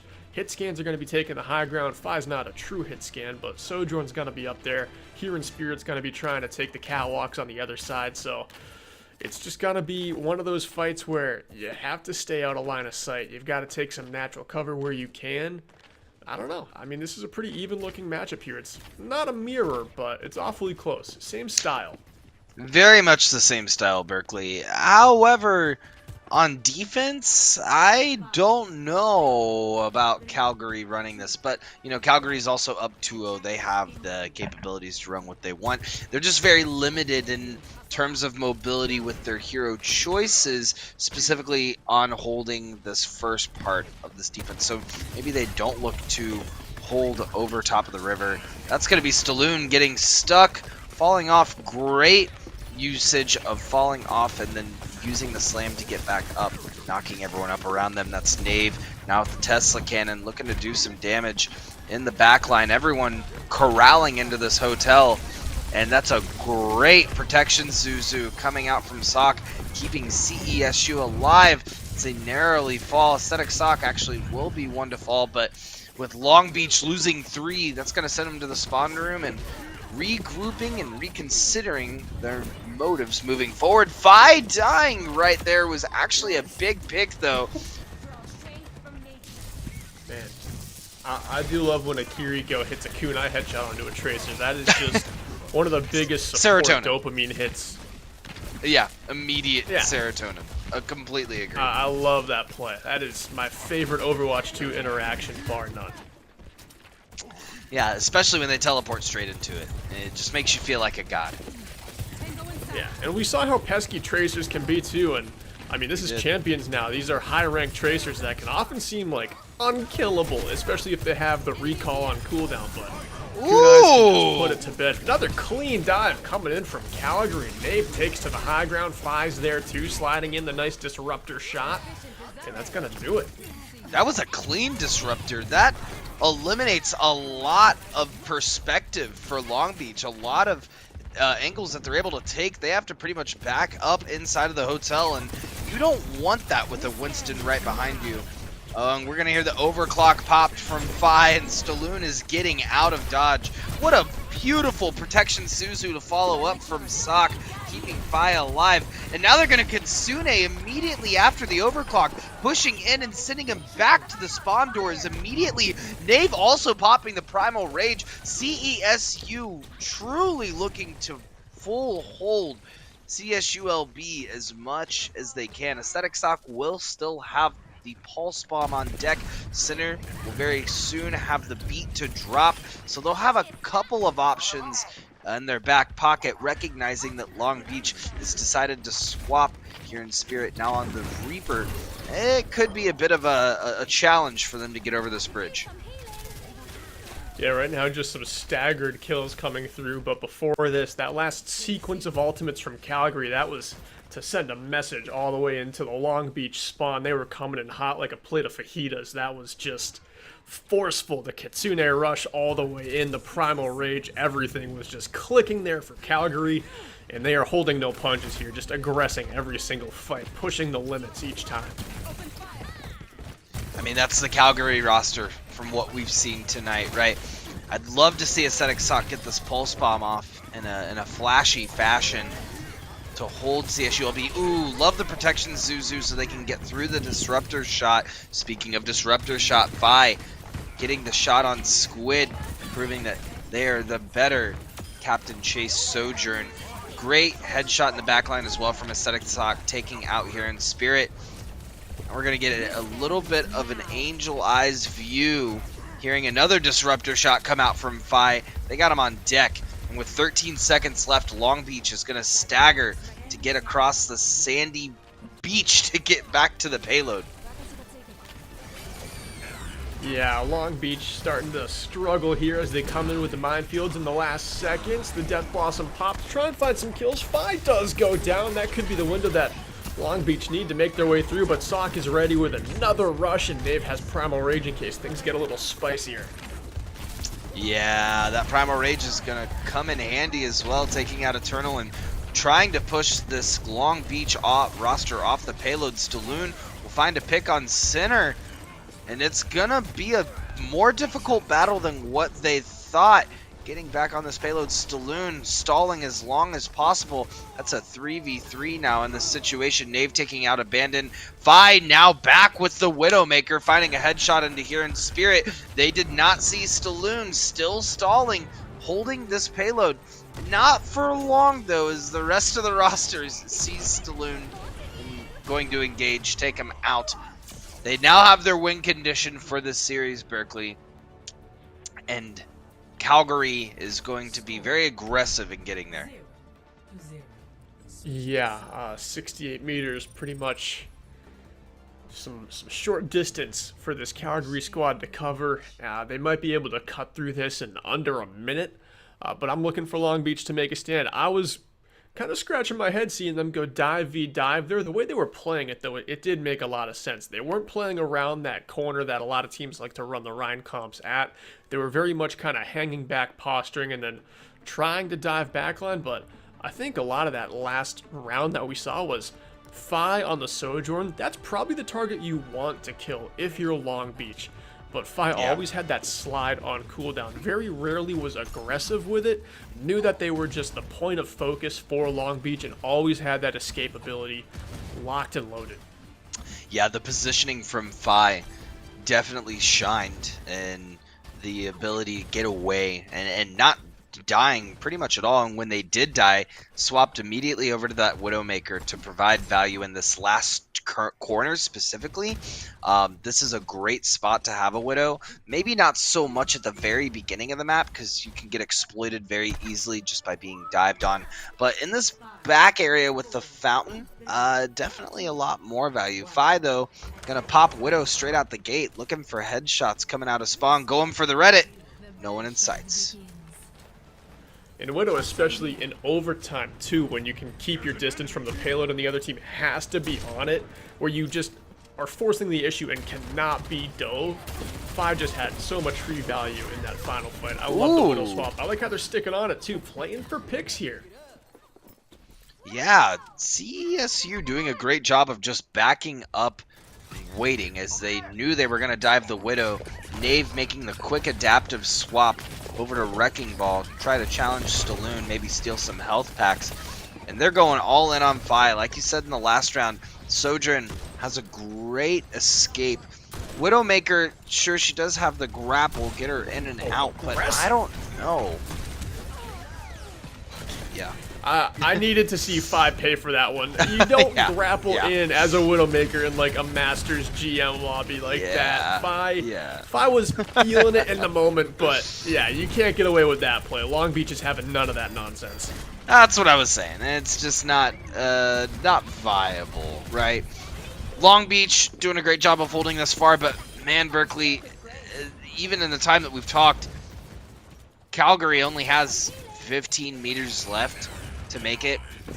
Minefield going to come out on point, and Stalloon doing a great job of just trying to create some space for Long Beach, some desperate space that they need. Fi getting back up on this high ground, looking for a couple of picks, almost finding the Zen head. Not quite, though. Stalloon, once again, just terrorizing this backline, hearing the Kitsune rush popped. They're getting very close. The Transcendence is going to be retaliated by Abandon. Squid does have the ultimate online as well. Will it be used? No, it looks like Long Beach is going to all but secure this fight. Ooh, great pick onto Squid very early, though, from Aesthetic Sock. And they're actually going to get out with... Never mind. Caster's Curse spoke a little too soon. CESU 2, Calgary, I was expecting them to just kind of bank their ultimates for the last 15 meters of this push and get it done, but they were spending them there, and since then Fi has switched off Widowmaker. That ultimate's not that key, but Sock has now gone over to the Zenyatta, and Abandon goes down early. Nave is already rumbling at the backline, has the minefield ready too, and look at this, Calgary is starting to clean house. Oh, absolutely. On the payload, Stalloon trying to stall as long as possible. Here in Spirit going to fall without the ability to use the Pulse Bomb, and that's going to be it. CESU Black taking it 3-0 over California State University Long Beach. Yeah, they threw on the Cole Cassidy, they threw on the Zenyatta, the really good heroes toward the top of the meta in high rank, and then they just walked through Long Beach. And now they get to bask in the sun after a nice little 3-0 here and go to bed happy. Nave had an incredible game. Probably my player of the game in this one. Aesthetic Sock had a great game too. There was a lot going on. It just seemed like Calgary was clicking from the back line all the way up front. But Nave, we talked about this during intermission, just one of those tanks that can play every hero. Played a different tank like every single round of the game and made them all look great. Absolutely. Yeah, Nave, really the difference that we were saying between Nave and Stalloon on the Wrecking Ball was how patient Nave was and just waiting for the engage. Similar to how they were playing Winston earlier, that's how you have to play that dive. You have to go in at the same time, target a single target, whereas Stalloon was just going in and was a key player for CSULB Gold for sure, but not to the same effect that Dave was able to have in terms of cohesion with the team. However, I think my player of the match has got to go to Sock. Sock on the Widow in that second round, or Widow, listen to me. Essentially Widow, right? On the Ana in the second map, there was that great sleep onto the Cole Cassidy Deadeye. There was a beautiful biotic grenade into the slam. I think those plays are a lot harder to execute at the top level as an Ana player. So I naturally got to give it to Sock. Yeah, I mean, Sock's a great pick. Like I was saying, Calgary from the back line to the front line, everyone was making plays. It was not just one player. I know I was really propping up Nave's play and Aesthetic Sock before this game, saying how much of a show they put on last week, but this was just a 5-player effort, and they all looked so good. It really could have gone to anyone on the roster because they all strengthened each other tonight, and that's why they got such a clean coasting 3-0 win like they got. But Chase, just to kind of circle back here to Stalloon and what we were talking about in between matches, Stalloon is definitely someone who looks like a Wrecking Ball specialist. Their tech, especially with the grapple, it's really clean. And they're always able to utilize little high ground ledges and get key slams in. But they have the mindset of doing damage all the time. And you talked about Nave's patience. Nave will just hang back and be like, all right, I only have to do damage when it matters, when we can confirm the kills. Just hangs back, finds some weak targets, talks to their DPS, and knows when they can get those kills. I think that's why Nave just had a bigger impact than Stalloon, even though Stalloon was doing pretty much everything right on Wrecking Ball. Stalloon's play looked great. Nave just had a different mindset and was working better with the DPS. Yeah, I completely agree, Berkeley, and that assessment. And yeah, that's exactly what we were talking about during the break. But that calls it for our match this evening. And this is the final match of the evening. Once again, we're happy to have you here at NECC. Want to give a quick shout out to those behind the scenes working diligently to bring you the broadcast. Bryce and PDB doing their best. Shout out to those folks behind the scenes doing awesome production work. Yeah, great job, everyone. And shout out to you, Chase Newcomb, for coming back this week, getting better from your illness, and making this a fun late night of casts. That is going to be it for us. That is going to be it for Overwatch here on the NECC. We'll be back with Overwatch next Thursday, but you can come around tomorrow for some Rocket League action on the A stream and the B stream. We'll have 7 games on the docket for you, but until next week, for Chase, I've been Berkeley. Good night.